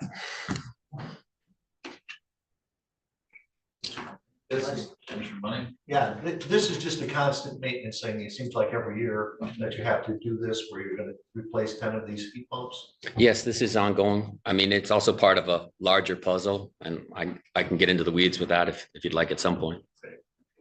But Commissioner Gunny, that's one of the puzzles that I was trying to get into a little bit earlier, that we're constantly buying heat pumps. In fact, back I think when you were commissioner, you went through another process of looking at it, a different type of program that I wasn't aware of. And I think if this is the kind of cost you're going to continue to go through year after year after year, ongoing, it's time to do another evaluation and take a look at it. And you folks take a look at it and say, do you want to continue this pattern, or do you want to look at a different pattern? Either way, it's going to cost you money for the long term, but it's, you know, but it was more than me just saying, oh, let's do an RFP for a $412,000 repair on a tower. There's more to it than just that for this building. Right. Yeah. The problem is that looking at replacing those was over $3 million. And so that's why we decided to do this instead of, you know, because the interest on the $3 million alone would almost pay for this every year. So that's how that system, and I believe it will be a lot more than 3 million now if we go to that. So that was the balance. Do we keep buying these every year, or do we try to get $3 million together one time? And that's the way I remember it anyway. And that's definitely. But the question also is that you would have a payback within 13 years, according to this one engineer. It's over my head. I'm not going to deny it. And it's going to be a much larger discussion than what I will have. I will either have the ability or the time to get into, because this is a long-term decision. Your next administrator ought to be more engaged in that one instead of me. So it's a larger project. And maybe you want to continue this, but I think it's a larger discussion that you should have. So, but right now we need to do this because this is not going to be fixed in the next 90 days. So there we are. Like Kathy speaking.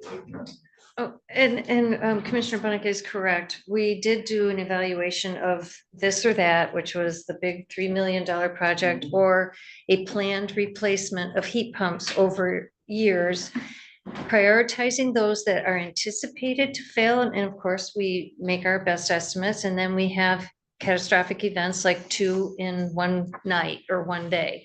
So in 2024, January, I came with this presentation and we set up a transfer from DTR to 470 to replace heat pumps as scheduled, knowing that that priority list might shift if we had a failure, and we did in the administrator's office. That one was unexpected. So now we've exhausted that first phase of the first transfer from DTR. It was about $150,000. And we set out knowing that over a period of, if we could keep it to 10 a year, if failures would be predictable, we could take and do this over a period of 3 or 4 years. And the estimate a year ago was about $760,000. Now, of course, prices go up. We have an updated list of prices. I believe that was put in Patrick's capable hands with Gary. And so, yes, an evaluation was done. A previous board decided the plan would be systematic replacement of heat pumps. If you're going to deviate from that, that's, you know, the new board, you can do that. But this is where you're picking up where they left off. And so now we have no more money in 470. We have ordered the last 2 heat pumps, exhausting those for the previous rotation. We have this emergent situation, plus we'd like to fund for the next 10 if that's the plan you want to continue with. So this is and it was discussed with the treasurer that over time, this would make sense, that we would just take not the full amount and move it, but as we needed it, we would move 150 or about per year, if that works out to what they need to replace heat pumps. The way I understand it, this is about this much I know about heat pumps, they're small, medium, large. Large being the more expensive, and we're going to discuss that too, correct? Yeah, there's a whole narrative and it's kind of a choose your own adventure. So, yeah, what we're asking for right now is basically to continue on for the next year. There's a sword of Damocles hanging over our head that's a chiller or a heat tower too, that's a whole nother story. And that's to the tune of $300,000 or $400,000. But right now we're just talking about everything Catherine said here and to keep things functioning as advertised. And the discussion that Commissioner Bunnick is referring to, we were going to replace them, you know, so many a year, and then we would be done for a few years, and then I'm sure we'd have to start over. But the price back then was pretty prohibitive. So we just decided that we would Well, yeah, go on with do the what? paying I don't know. a year at a time. And just budget it in every year. But if you could, I tried to understand the relationship between the proposed, the project out here, which was $400,000, I think, something like that, and these. 420,000. Yeah. In round numbers. Anyways, is there a relationship between those two? Well, I mean, I can give you the broad strokes as I understand it after talking to the folks from Apollo and talking from Gary from D&W. So the $400,000 issue, and correct me if I'm wrong here, is maybe I'm mixing apples and oranges, but there's the issue of the water tower. That's a big issue, and that's $300,000 or $400,000. And you said you had set aside to fund. Yeah, in anticipation of RFPs and whatnot, I think that we set aside between the government cooling tower and air handler and humidification replacement, we have a contingent line item that would be funded by DTR of $430,000. So it's a place marker. It's not committing you. It's just saying, be aware, we have a cooling tower issue out here that will need to be addressed. Heat pumps is something different. Right, so that amount, it could be potentially eaten up by the cooling tower going. That's hanging overhead. We're doing our best to keep up with it, to maintain it, to extend its lifespan. Everything that we have here is at its life limit, with the exception of the new ones we've just recently installed. So we've set aside that 400,000 that could get eaten up by one catastrophe. In the meantime, we were asking to utilize a portion of that. No, this is different money. Okay, different money. So go ahead, you're here. Mm-hmm. Yeah. Mm-hmm. If I may. What I understood is that the previous work was looking at replacing with a chiller where you did not buy heat pumps anymore. If I understood it correctly, that's the difference. So that was the difference, that you did this work once, you don't buy any more heat pumps, ever. That's what the salesman advertised. That's what was designed to do, whether we should do it or not do it. And yes, you don't have $3 million sitting around. So yes, you're right, you would have to issue bonds or debt, you would go out there and do that. You have the vehicles, the building authority, they can do that. Whether that's a good idea or not, I don't know. And you also would not have the big issue of what you're having to do with the cooling tower as well as there. So could that play into it? I'm not intelligent enough to figure it out. And it's going to take more than just putting out an RFP right now. Because now I'm going to go, we'd be after reevaluating when the evaluation has been done. I don't know which way to go with it. So that's what we're still trying to figure out. Does that answer your question, Albert? No, I'm This confused. back I here thought would we have got had away. decided we were replacing the cooling tower. Huh? We were just gonna do it. I thought that we made that decision last year. Well, you budgeted, we have to get an RFP out there to do all that, but Sounds like we should do it. Well, that's a different topic. yeah, it's a different topic, so. What we're talking about is heat pumps. Yeah, where he talked about heat pumps, but the relationship is heat pumps under our current system will go on. You do it something different in the building, you don't do heat pumps. I'm not saying they're apples to apples, it's fruit, but it's not, so there you go. It's a very complex issue. Like I said, you're gonna have, in each direction you choose, there's gonna be a couple different pivot points and things that go along with the direction you start walking down. But just Today, to stay you on need top of it. heat pumps now, because that, whatever you're gonna do for the future, for the next, whatever, the heat pumps have gotta be in place, because the system will not, you gotta have. You're gonna want a climate system while I'm explaining the problem to you. All right, we ready to have a motion? Yeah. Ms. Elder.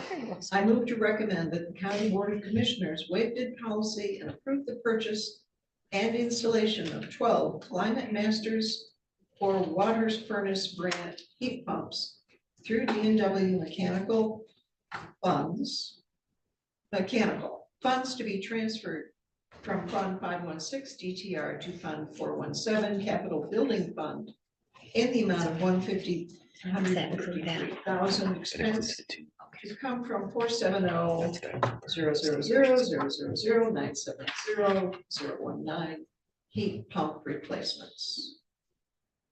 Support, there's support for that? Support. Just to clarify, I think the motion read 417, or you said 417 is 470. Just Correct. Oh, did I? Okay. just want to make sure that's correct. Okay, good. Commissioner Bunny? But isn't it 14? Because they're adding 2 instead of 12. What do we have? We have Yes, 10 plus It 2. should have it's gonna been be 14. 14. I didn't correct that page, I'm sorry. Is Commissioner Algar Is good that with okay with your motion? Plus 2. 14? Okay, thanks for catching. All right, any discussion? I'm really a stickler on this delinquent tax fund, and this to me is maintenance, so I'll be voting no, just because I think we're taking money out of the wrong place. This isn't, I can't call this a capital improvement, this is maintenance. We actually line item depreciate each heat pump. It is a depreciable asset on our schedule. Each heat pump has a name. I had a process. Yeah, that's okay. Anything over $5,000. Each individual item the county ever purchases over 5,000 is a capital asset to the county.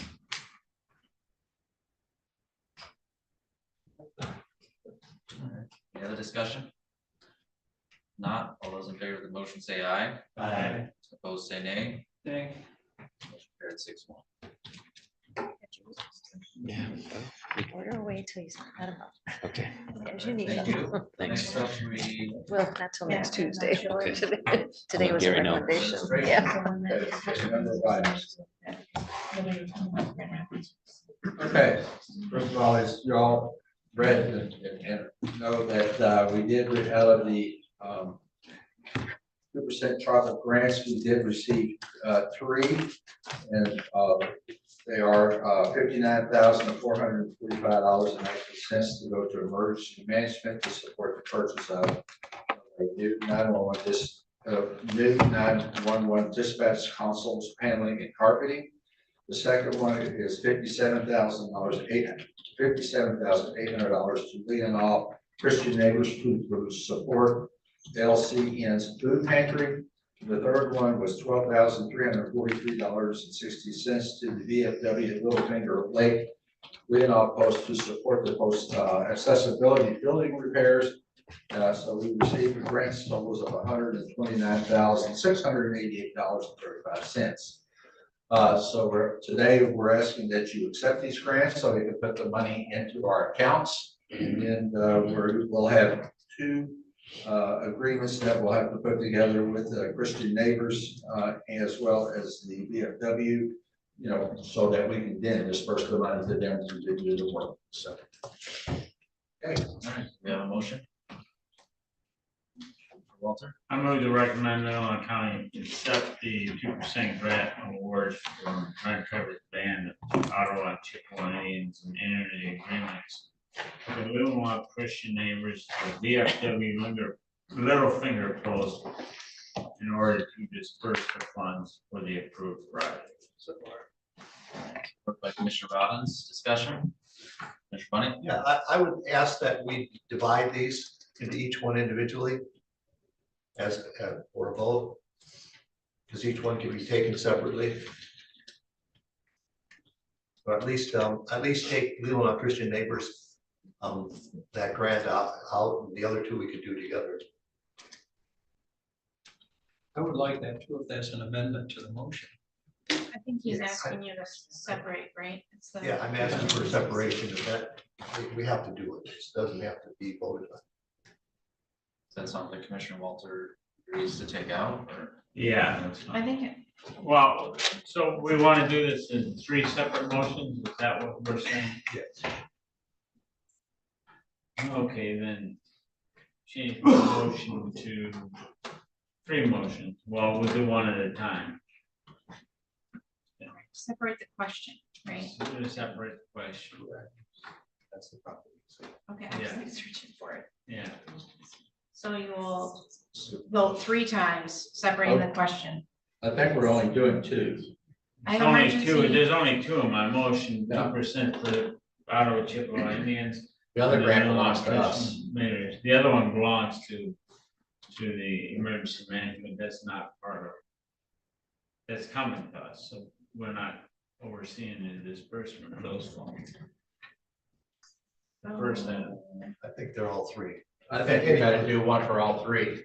Do we have to Just do do the the acceptance for all 59,000 3? first. you would, if he's asked, if Commissioner Bunnick is requesting to separate the question, you will vote on each of the 3, Okay. each one. Emergency management, yea or nay, senior services, yea or nay, and board of commissioners, yea or nay. Okay, And he doesn't need a second because he's asked you to separate the question. Oh. Okay, so you will be voting on each one individually, starting first with emergency management, then going to senior services. And then in your EDS, it didn't have a listing, but the VFW Littlefinger Lake Leelanau Post building repairs was a request supplied by the Board of Commissioners. So within the motion, it will be spelled out by the department. Any discussion further? Any other questions on that? Okay, all right, so the first motion we have is a vote on the emergency management. all in favor of that motion, say aye. Aye. Opposed, say nay. Motion carried 7-0. All right, then the next motion is for the Leelanau Christian Neighbors, correct? Mhm. All right. All in favor of accepting that, say. Well, I'd like to have a discussion about that first. Oh, okay. Discussion, all right. on that. I mean, again, to me, this is a donation to in Leelanau Christian Neighbors is a great thing, but the county should not be donating to charities.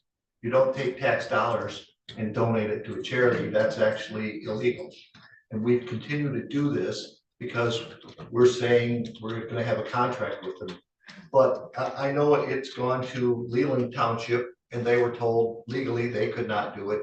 It went to, to Sutton Spade Township. It also went to Leland's Public Schools. They said they could not do this, donate this to it. And then it came to the county and now we've been doing it, but and nobody's, we say it's because it's on a contract, but if you read that contract, it actually states that the tribe has an agreement to pay 2% funding in place of their property tax. So we're giving their property tax we're donating it to Leelanau Christian Neighbors, which is a great, food pantry. But we already have senior services, we already have the early childhood, and something like this 57,800 could go for buying a vehicle, it could go for different things that the county needs here. And instead we're donating it. And so it's already been in different places been told that this is illegal. But somehow we say it's legal here. So I'm opposed to us doing this, even though I have and our church gives to Leelanau Christian Neighbors and will continue to. But I do not think that we should be taking tax dollars from the tribe and giving it to, donating it to Leelanau Christian Neighbors. So I will oppose this. Discussion on that? I guess so the question I have pertaining to your statement there. This is something the tribe is donating to Leelanau Christian Neighbors through. No, we are, it comes to the county and then we're giving it to them. So Oh, we're I see. taking their tax dollars and we're donating it to Leelanau Christian Neighbors. And actually, I believe this undermines the Christian religion and it undermines government as we are not supposed to be supporting one faith over another. Right. So, and we continually do this for Leelanau Christian Neighbors. This previous board did approve for that request to be submitted, correct? Correct. Right. Okay. And it has grown. It started out at 10, 12, 34. I think last year it was 34. Now this year it's 57. And so it keeps undermining, I believe, the Christian values there at Leelanau Christian Neighbors. All right, any other discussion on that? Not, all those in favor of that motion say aye. Aye. All opposed say nay. Nay. Motion carried, is that two? Yeah, who am I? Carried 5-2. Okay, gotcha. Thank you. All right, next up, we have the VFW little finger post. Any discussion on that? Did do the same thing. No, that's not a charity. Okay, I got it. I'd like to thank Administrator Lewis for helping us in this last second application. I think we wrote it sitting in right over here in this office, and we pushed him a little bit on the timeline. I guess we gotta get some money out of it, so thank you. Very well. You did the work. All right, any other discussion on that? Not, all in favor of that, say, that motion say aye. Aye. All opposed say nay.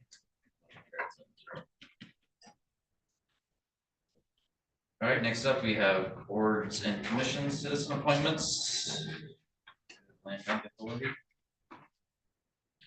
Okay, just want to make one clarification.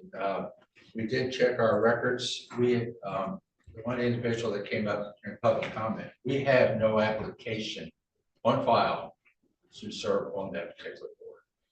we've looked at, but we have not had, we've had a job application, but we've not had an application from her that we have on our files. And I'm not saying she didn't put one in, but we don't have it. So, just letting you know. Algar, I would move to recommend the appointment of Kim. What's her first name? Todd, thank you. Oh, it just flew out. To the Land Bank Fast Track Authority for a 3-year term expiring December 31, 2027. or by Commissioner Wessel. I'd like to say I'm on Land Bank, and Kim Todd is a real estate attorney, and her skills and knowledge would be very helpful on Land Bank. There has been feedback that in the past she was on a board that she was not a 10. Her employment status has changed. She's not working, so she can commit to this, and her skills would be valuable on that board, which is why. Any other discussion? Money? Yeah, I will oppose this because I believe that Melinda Lochner has much more qualifications. Having been on this board for 30 years, I think she would be a great person to be on the Land Bank. Any other discussion? I'll be making the same decision just because I think that's a library of history there that would be helpful. Any other discussion? I will note that I did serve with Kim Todd on the planning commission for a couple of years, and I know her schedule was pretty tight, so she had to resign, but the knowledge she brought on that commission was very valuable, so. So, yeah. Any other discussion? Not all in favor of that motion, say aye. Aye. All opposed, say nay. Nay. Motion carried 4-3. All right, next up, we have Solid Waste Council, 2 citizen appointments.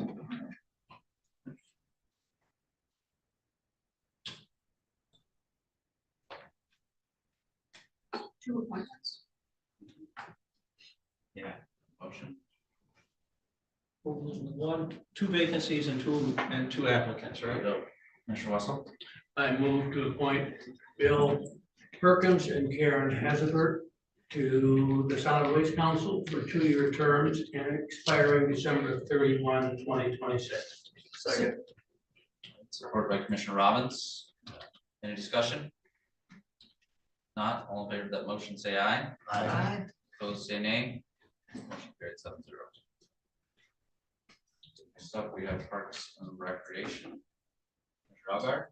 I would move to recommend the appointment of Lois Bailey as Planning Commission representative to the Parks and Rec Commission for a 1-year annual term ending December 31, 2025. And I'd like to add that was the recommendation of Parks and Rec. Support. Commissioner Bunny. Any discussion? Not all in favor, say aye. Aye. Opposed, say nay. Motion carried 7-0. All right, next up, we have boards and commissions, commissioner appointments. I believe, do you want to speak to that, or do you want me to? Okay, let me do this. Okay, on the building and safety, let me get to my little memo right here, because I usually forget what we write.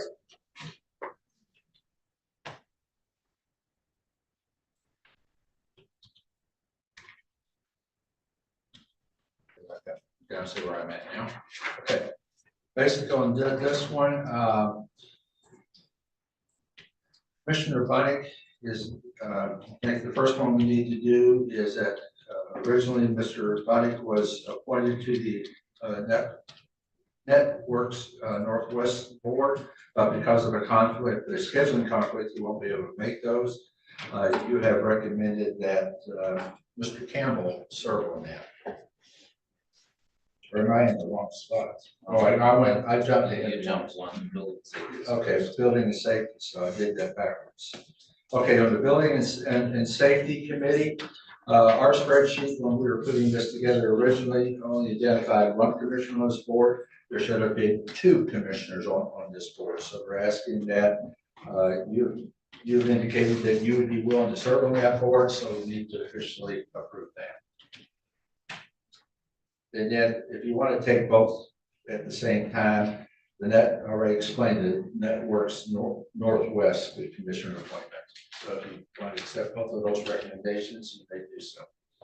Commissioner Wessel, I move to recommend to the Board of Commissioners support we appoint Alan Campbell to the Networks Northwest Board and Steve Yoder to the Building Safety Committee.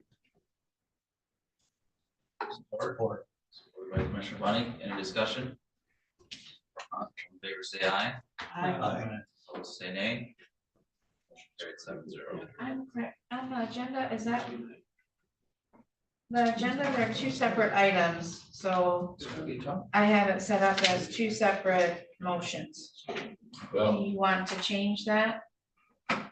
No, it was all in one motion. Did you? I had it all in one motion on my EDS. I know you did, but the agenda says two, so I'm just asking for procedurally, you want this to be a combined agenda item? Oh, right, I understand. where you're going. Yep, that's fine. Yeah, Yep. thank you. I would like to just say that, I was gonna be willing to be on the sub board because when I was on that sub board before I was commissioner, we were the only county that did not send a commissioner. The substance abuse, yeah. But I noticed that the citizen we have on that board is really excellent, so I'm.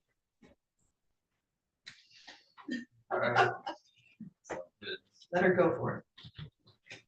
All right, then, you did mention in there about the airport authority.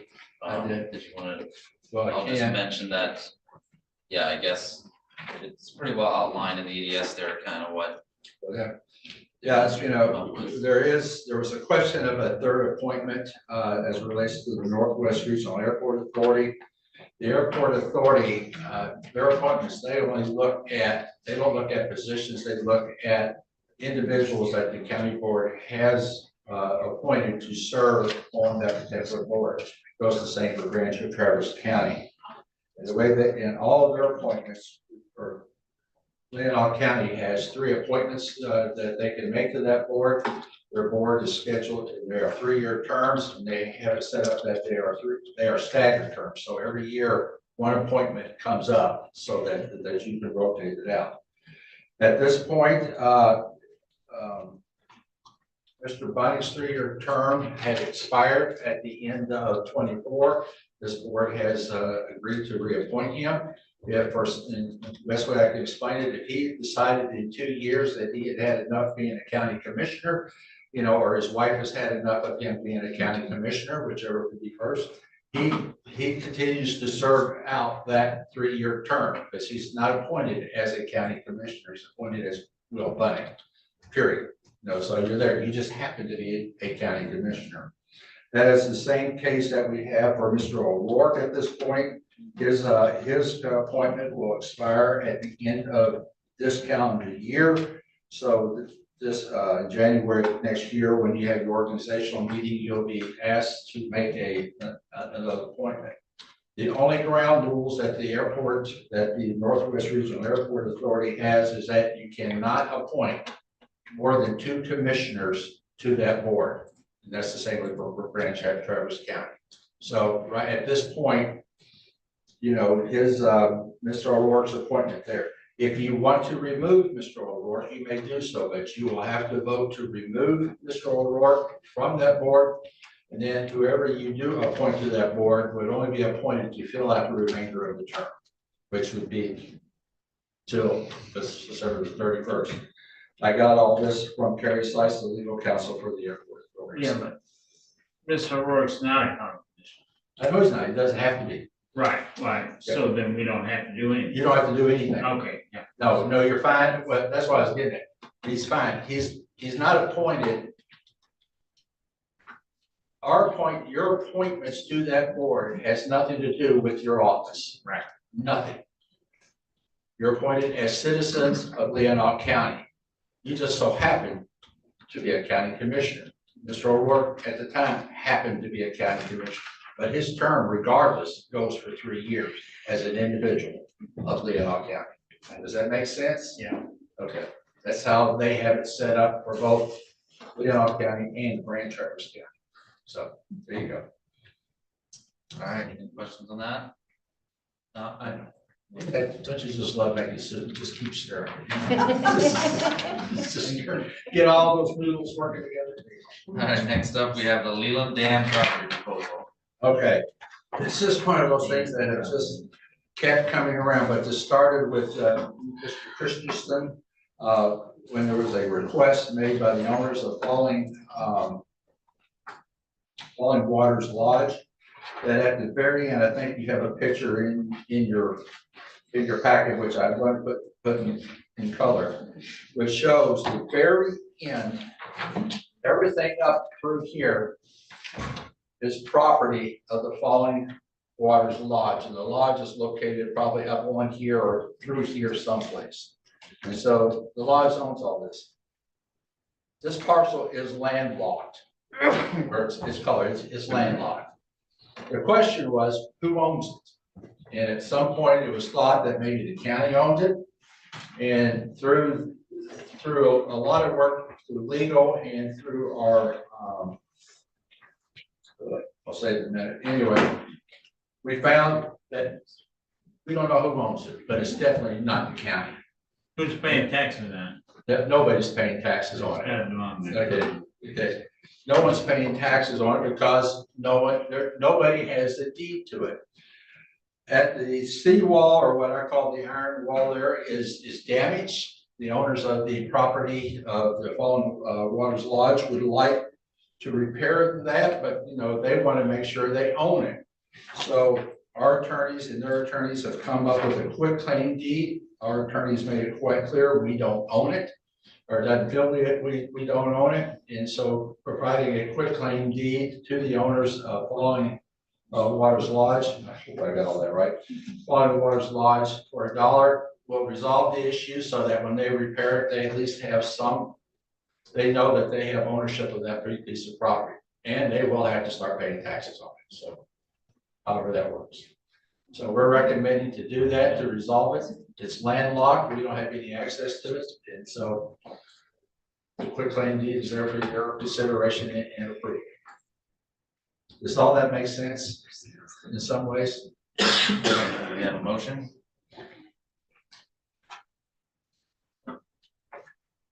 No, Commissioner Algar. Unless somebody else wants to. I move to recommend that the Board of Commissioners authorize the chair of the Leelanau County Board of Commissioners to execute the quit claim deed to the Newbie Company, Inc. of a parcel of property identified as part of Lot 3 of Block 4 of E.E. Chandler's second addition to the Village of Leland in the sum of $1. Right. Work. Second. Supported by Commissioner Robbins. Discussion. Any way we can tie this into the gate discussion? That's a whole separate issue. I know I'm still continuing to talk to them. So. Same folks though, right? Same folks. There's nothing I can't force them to do anything. Oh, I know you can't, and they can't force us to hand this over. I'm just Well, wondering then, if it's, then you better be ready to start making a repair to a wall there that is damaged. That would become our responsibility. it just seems like if a ongoing discussion is going on between that gate and us, and then they want a quick claim deed on this particular property, it just seems like a pretty simple deal.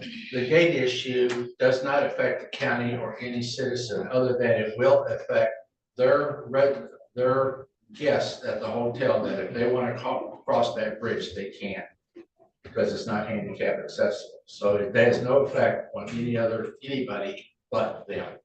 So there's no harm to us. Any other discussion? Not all in favor of the motion, say aye. Aye. Opposed, say nay. Nay. Motion carried 6-1.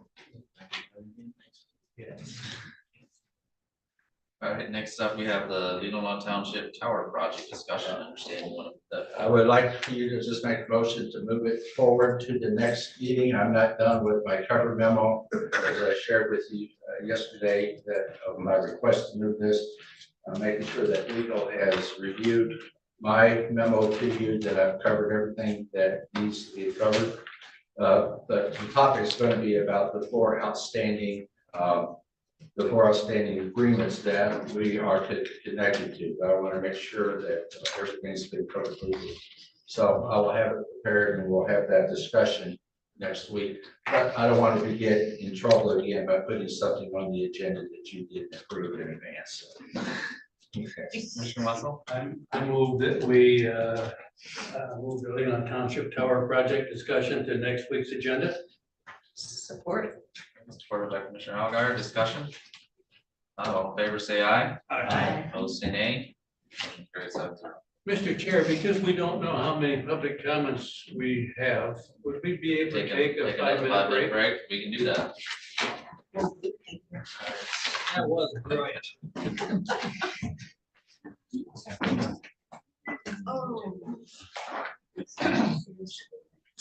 You did know how many financials. Who voted no down there on that last one? I'm sorry. I don't know if you were thinking the same thing I was thinking. I'm wondering, you know, it's like it's fun. Oh, on that, deeding over that, right, you're thinking the same thing I was? Why don't we do this? You want to- I don't know, something gonna happen that I don't know about. Are you a seer? We've been right already. No, I have my notes, thank you. Sure. I got I thought I saw Jerry. Might have.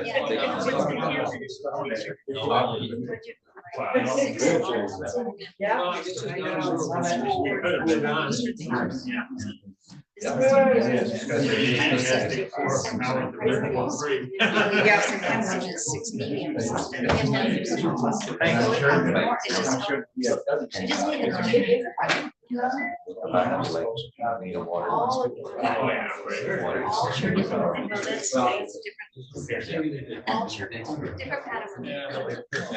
I want to work on that.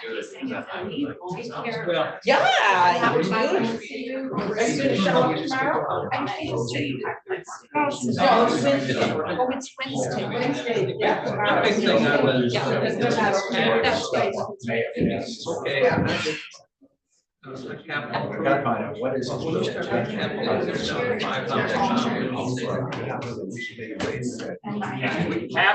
Capital project. Well, right now. You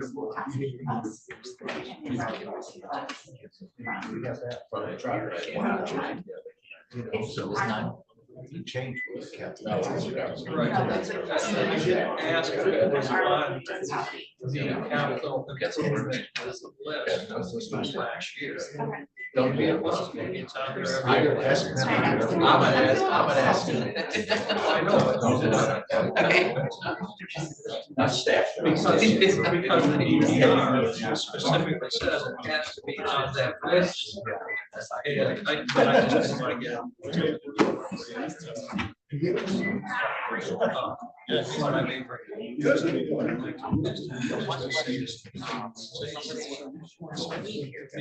Yeah, maybe the budget is. Well, I'm not sure what you're doing now, you're not. Because I don't understand.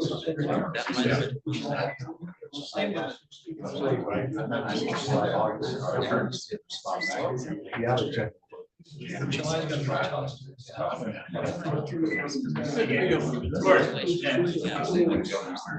But I need. and then you can. My bigger question. Yeah, it's like a lot. We do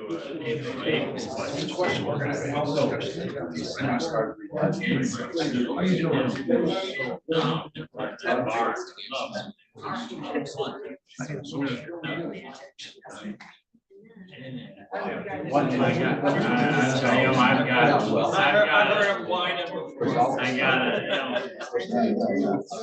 $16,000.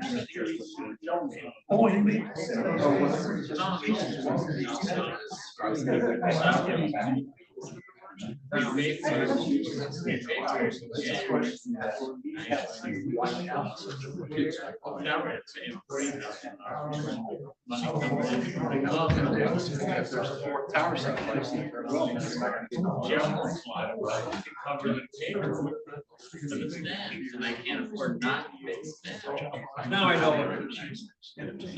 Is that my photo?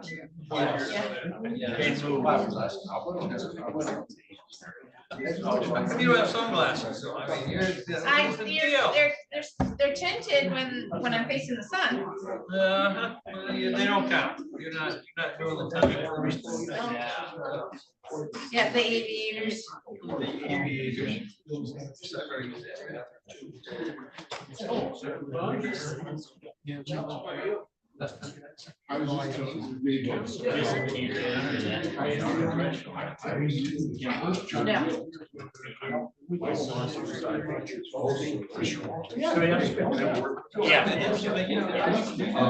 I say that. I'm not gonna sleep. It's not because of golf. I got plenty of reasons not to sleep. I should have called back as of Friday. I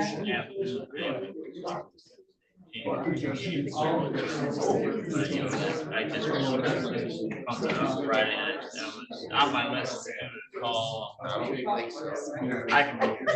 Well, I think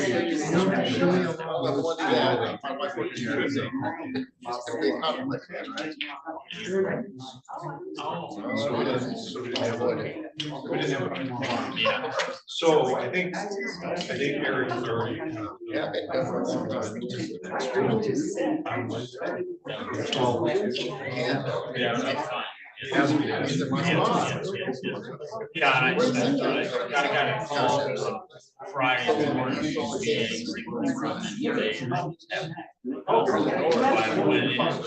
And then on my list, call yesterday. Yeah. And then, I thought of it today when I was looking over at that.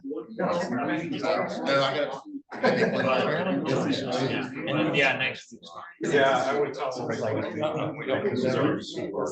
Yeah, wow.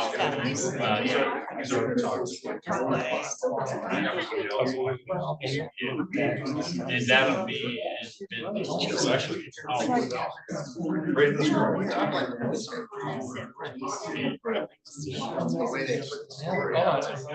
She'll send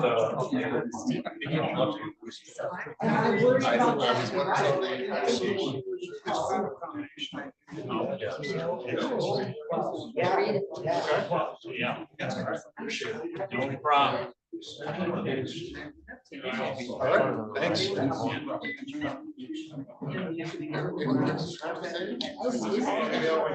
How you doing? Glad to meet you. Good. We love them. Can you get them to talk some more? I appreciate it. Yeah. I won't have a problem. I keep asking questions. So. Well. I guess they're about. Yeah, I'm tired of this.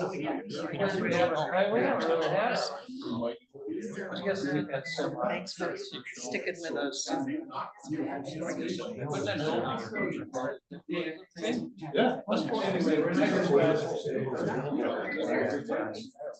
Oh, I know. Oh,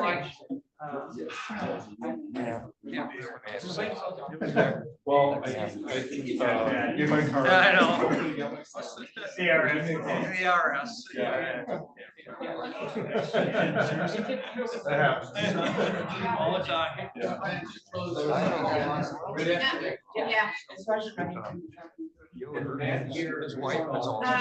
Me and Zoom, like the other day. I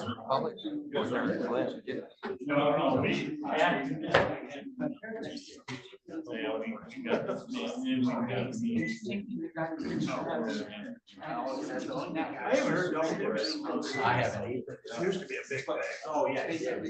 That was the only thing.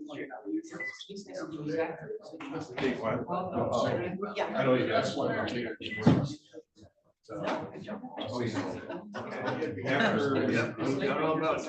Be done yet.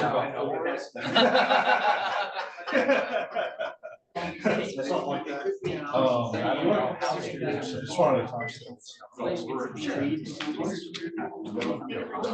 they would just schedule their day.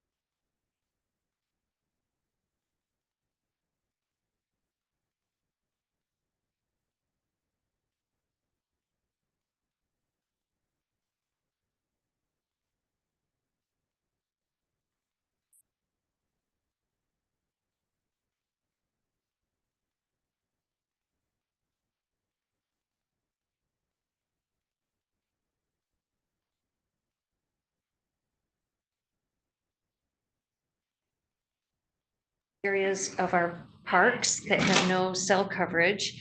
And when they're, especially like Veronica Valley, there's a lot of dead spots there. And also when they're in this building, like up in the attic or in the area of elevators, there's so much steel, the cell phones don't work. So that's new. Part of it was the license, $500. I guess that's a one-time thing. So there's an invoice for $1,700 in your claims. There's also an invoice from Radio North. They're taking the salvageable equipment off of the total patrol car, and that will be reinstalled on the replacement patrol car that was paid for predominantly by the insurance claim in 2024. Then we're also going to be paying for the balance of the revised LLC website. This project has been in progress since early 23. It just went live. As Administrator Lewis mentioned, the total project is $44,600. So there is a claim invoice for the balance in here, $36,000 roughly. We're replacing 3 windshields. On average, we replace 5 to 6. That's just a note. Also, next Monday or Tuesday, I will be presenting a late addition to amend a motion.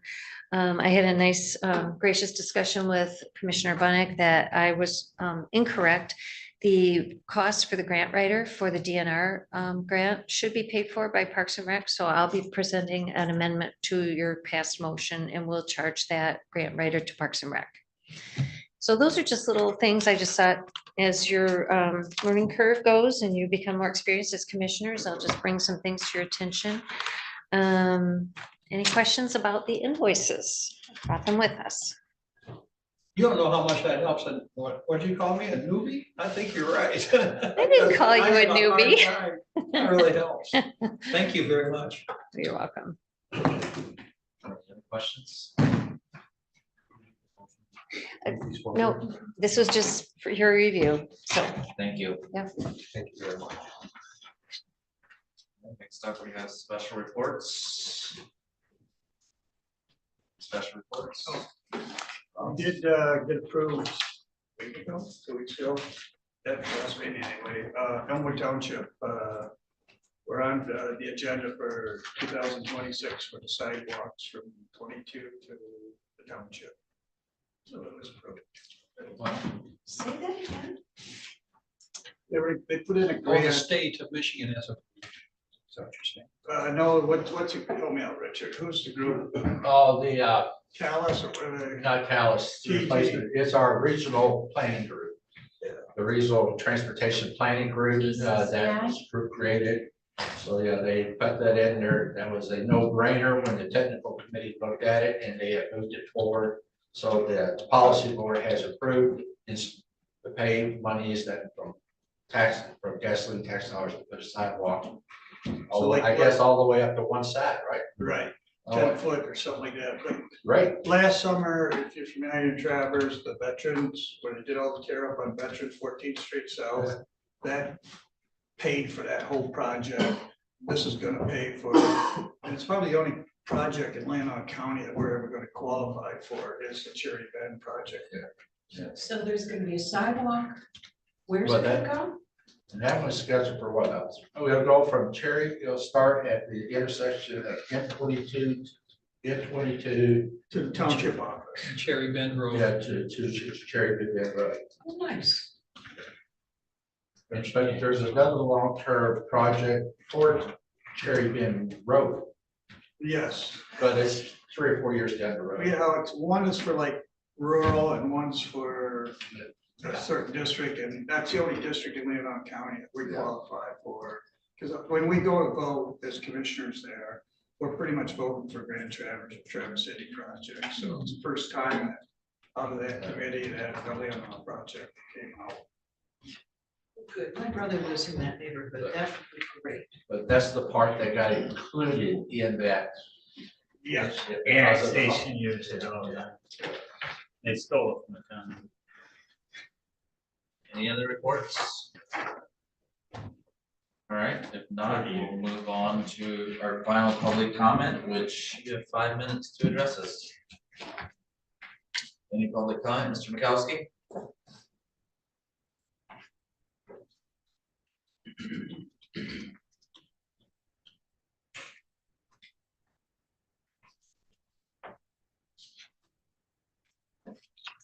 Good afternoon.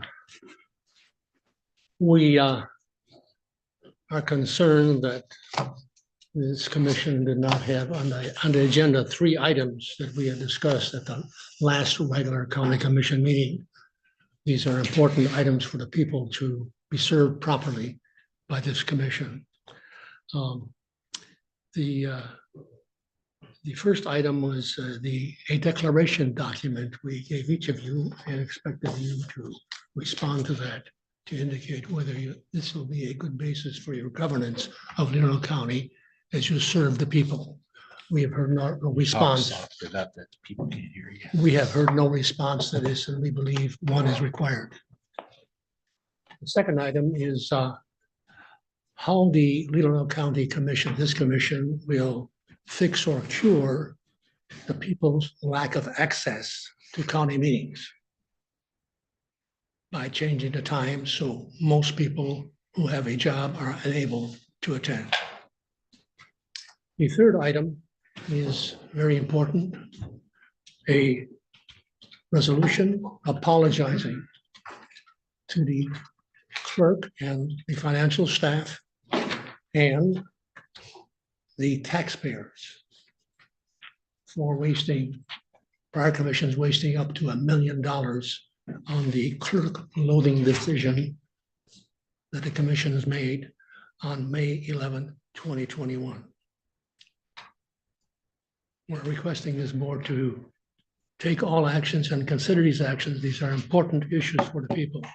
Now, if you choose not to serve the people, then perhaps there's a method of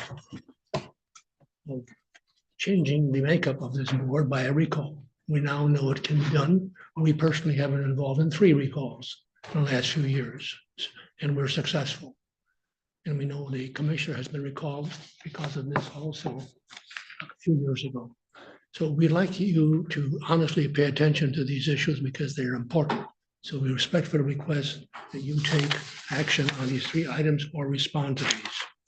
Now, I have a final document here written by Bill Ackman.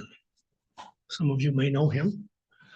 And this is why electors, it's important for electors to elect the best qualified people. His statement is as follows: incentives drive all human behavior. The problem with government is that it is divorced from incentives of the private market. Government employees don't think of themselves as fiduciaries for the owners or the shareholders, as there are none.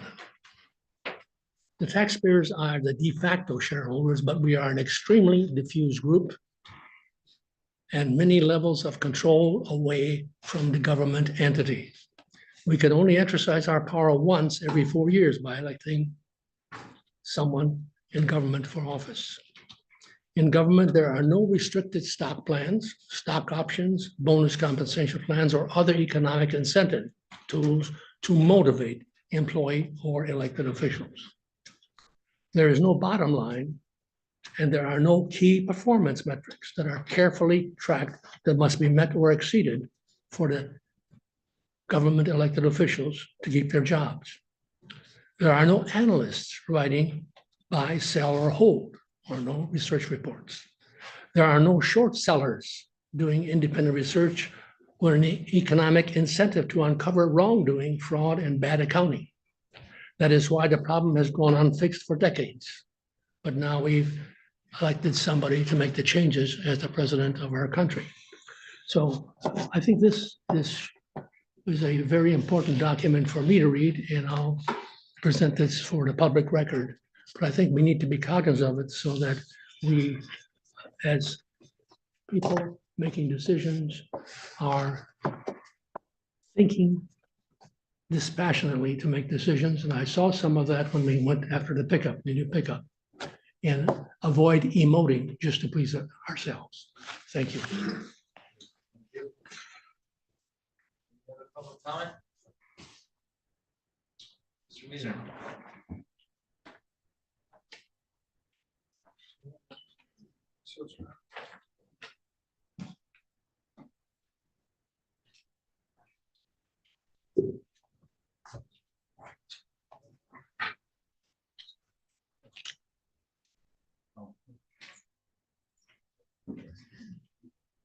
Bill Wiesner, Elmwood Township, and brought another sign.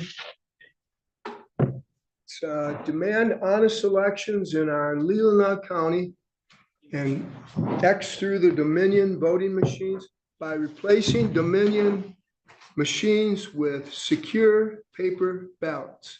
You can find out more at tcfamily.org. And Michelle, often mentions we do have secure paper ballots.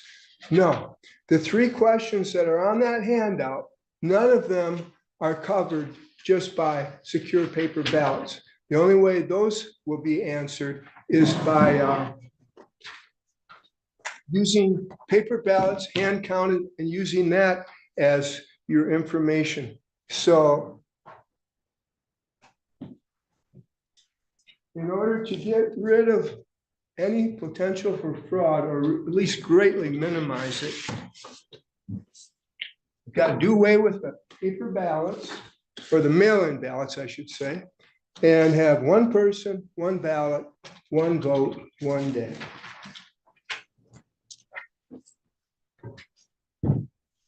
take half my time with my signs here. This handout, I already gave it this information last month. However, I gave Antrim County and Leelanau County, and they're on the second page. And I thought, Jeff Lenberg said, not just one or two counties, it looked to him like it was all of Michigan. So I said, well, I'll try another county. And I thought, Grand Traverse. And that's what I looked. And I purposefully started with the 2010 through 2018 because I didn't want to know. What he said was, it's all strongly one way. It changes drastically in 2020 to favor the Democratic side. And so I said, well, I'm not going to look at 2020 first. I'm going to go 10, 12, 14, 16, and 18. Those are those numbers there. And you'll notice on that left column, column A, all Republicans in Grand Traverse County. In other words, maybe these guys didn't get elected statewide, but for Grand Traverse County, they only picked Republicans for the Supreme Court for those 5 voting sections. And you see there's, in 2012, there's full terms and partial terms. That's where the little division is there. And the average, if you go to 14E or E14, was 25.3 percentage points favoring the Republicans up through 2018 when you average those eight entries there. And but what happened in 2020? It swings totally the Democratic way.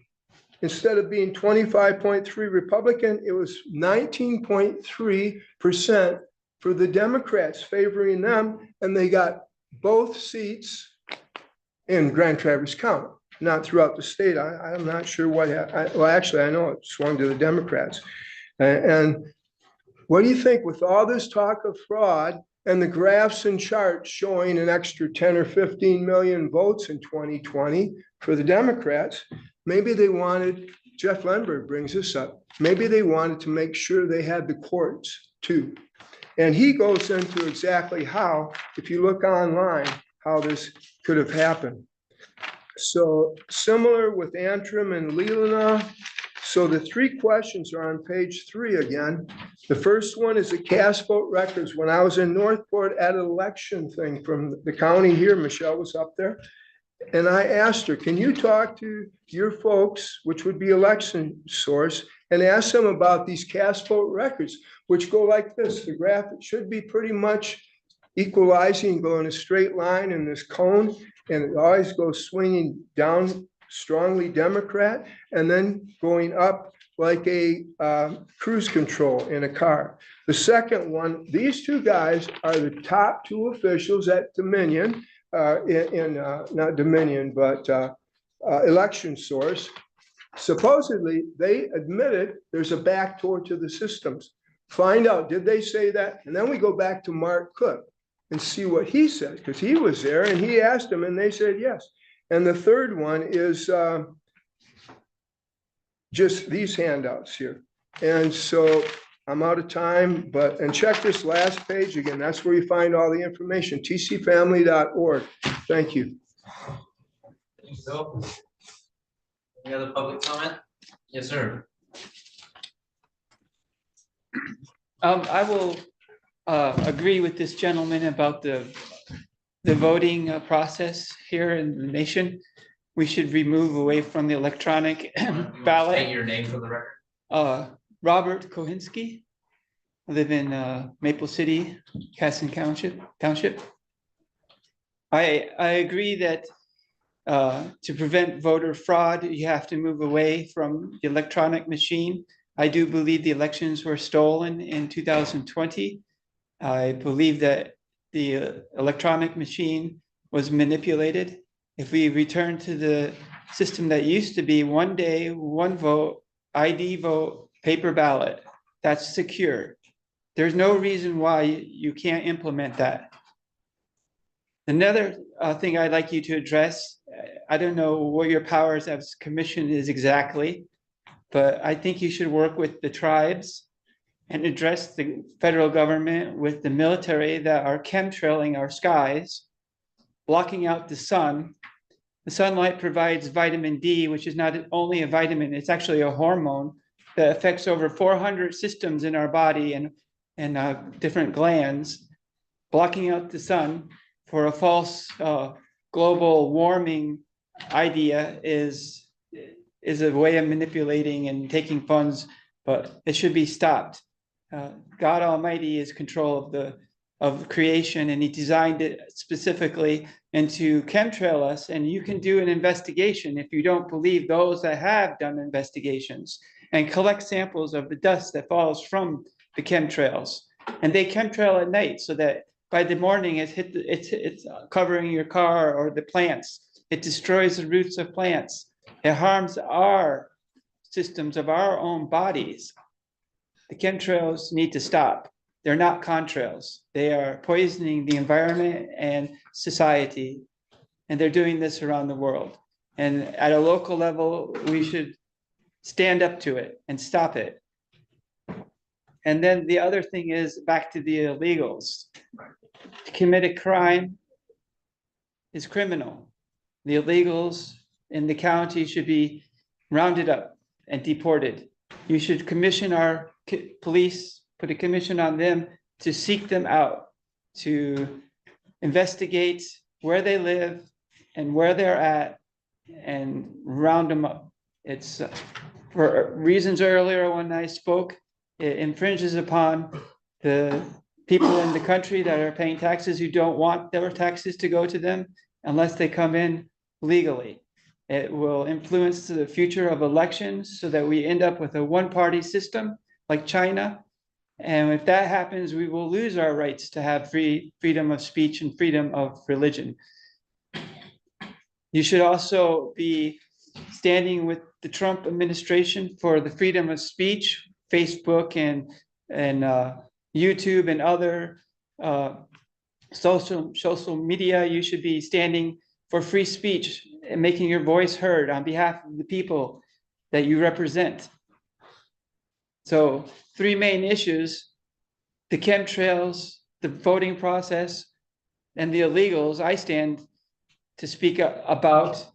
And there's other things I could, maybe someday I'll come back and talk about other things, but unless you who are elected to serve us, not us serve you, if you're not going to serve the public and defend the people, you should just leave your seats and let someone else come in and do it. But we have a problem in this nation and it needs to be resolved. And there is a president and an administration who wants to do that, fix it. And it starts with every one of you and me. So with that said, I hope that you do the right thing. Thank you. Any other public comment? Yes, sir.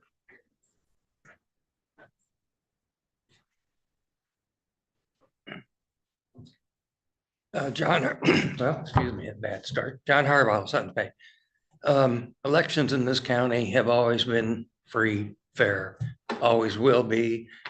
Anyone who thinks anything's askew, odd, out of bounds is wildly misinformed. Any other public comment? All right. Next up, we have commissioner comments. Commissioner comments. Thank you all for coming. We're next to the financials.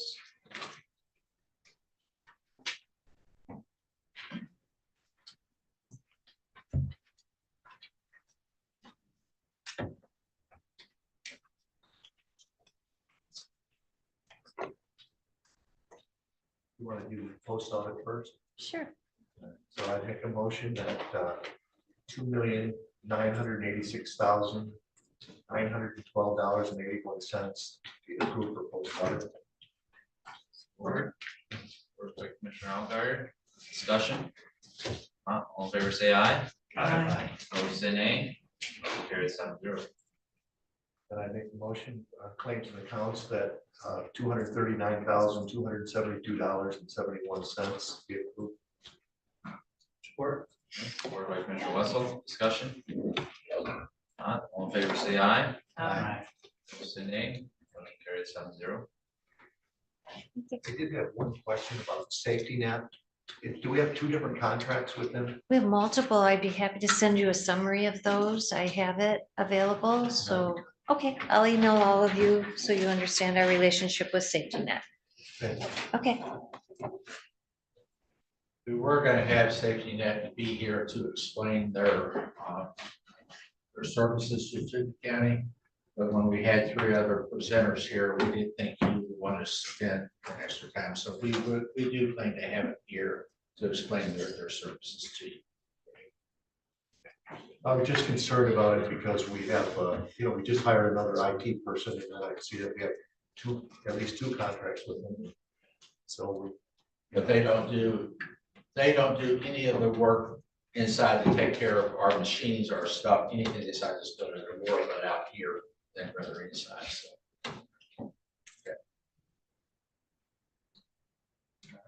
Look adjourned. We're adjourned. What time's our next meeting? Right now. Yeah, I need like 10 minutes to Yeah, switch over. we'll do. Thank you. It's 10 minutes so we can get this. thank you. Thank you. So this is. I don't know. I think that they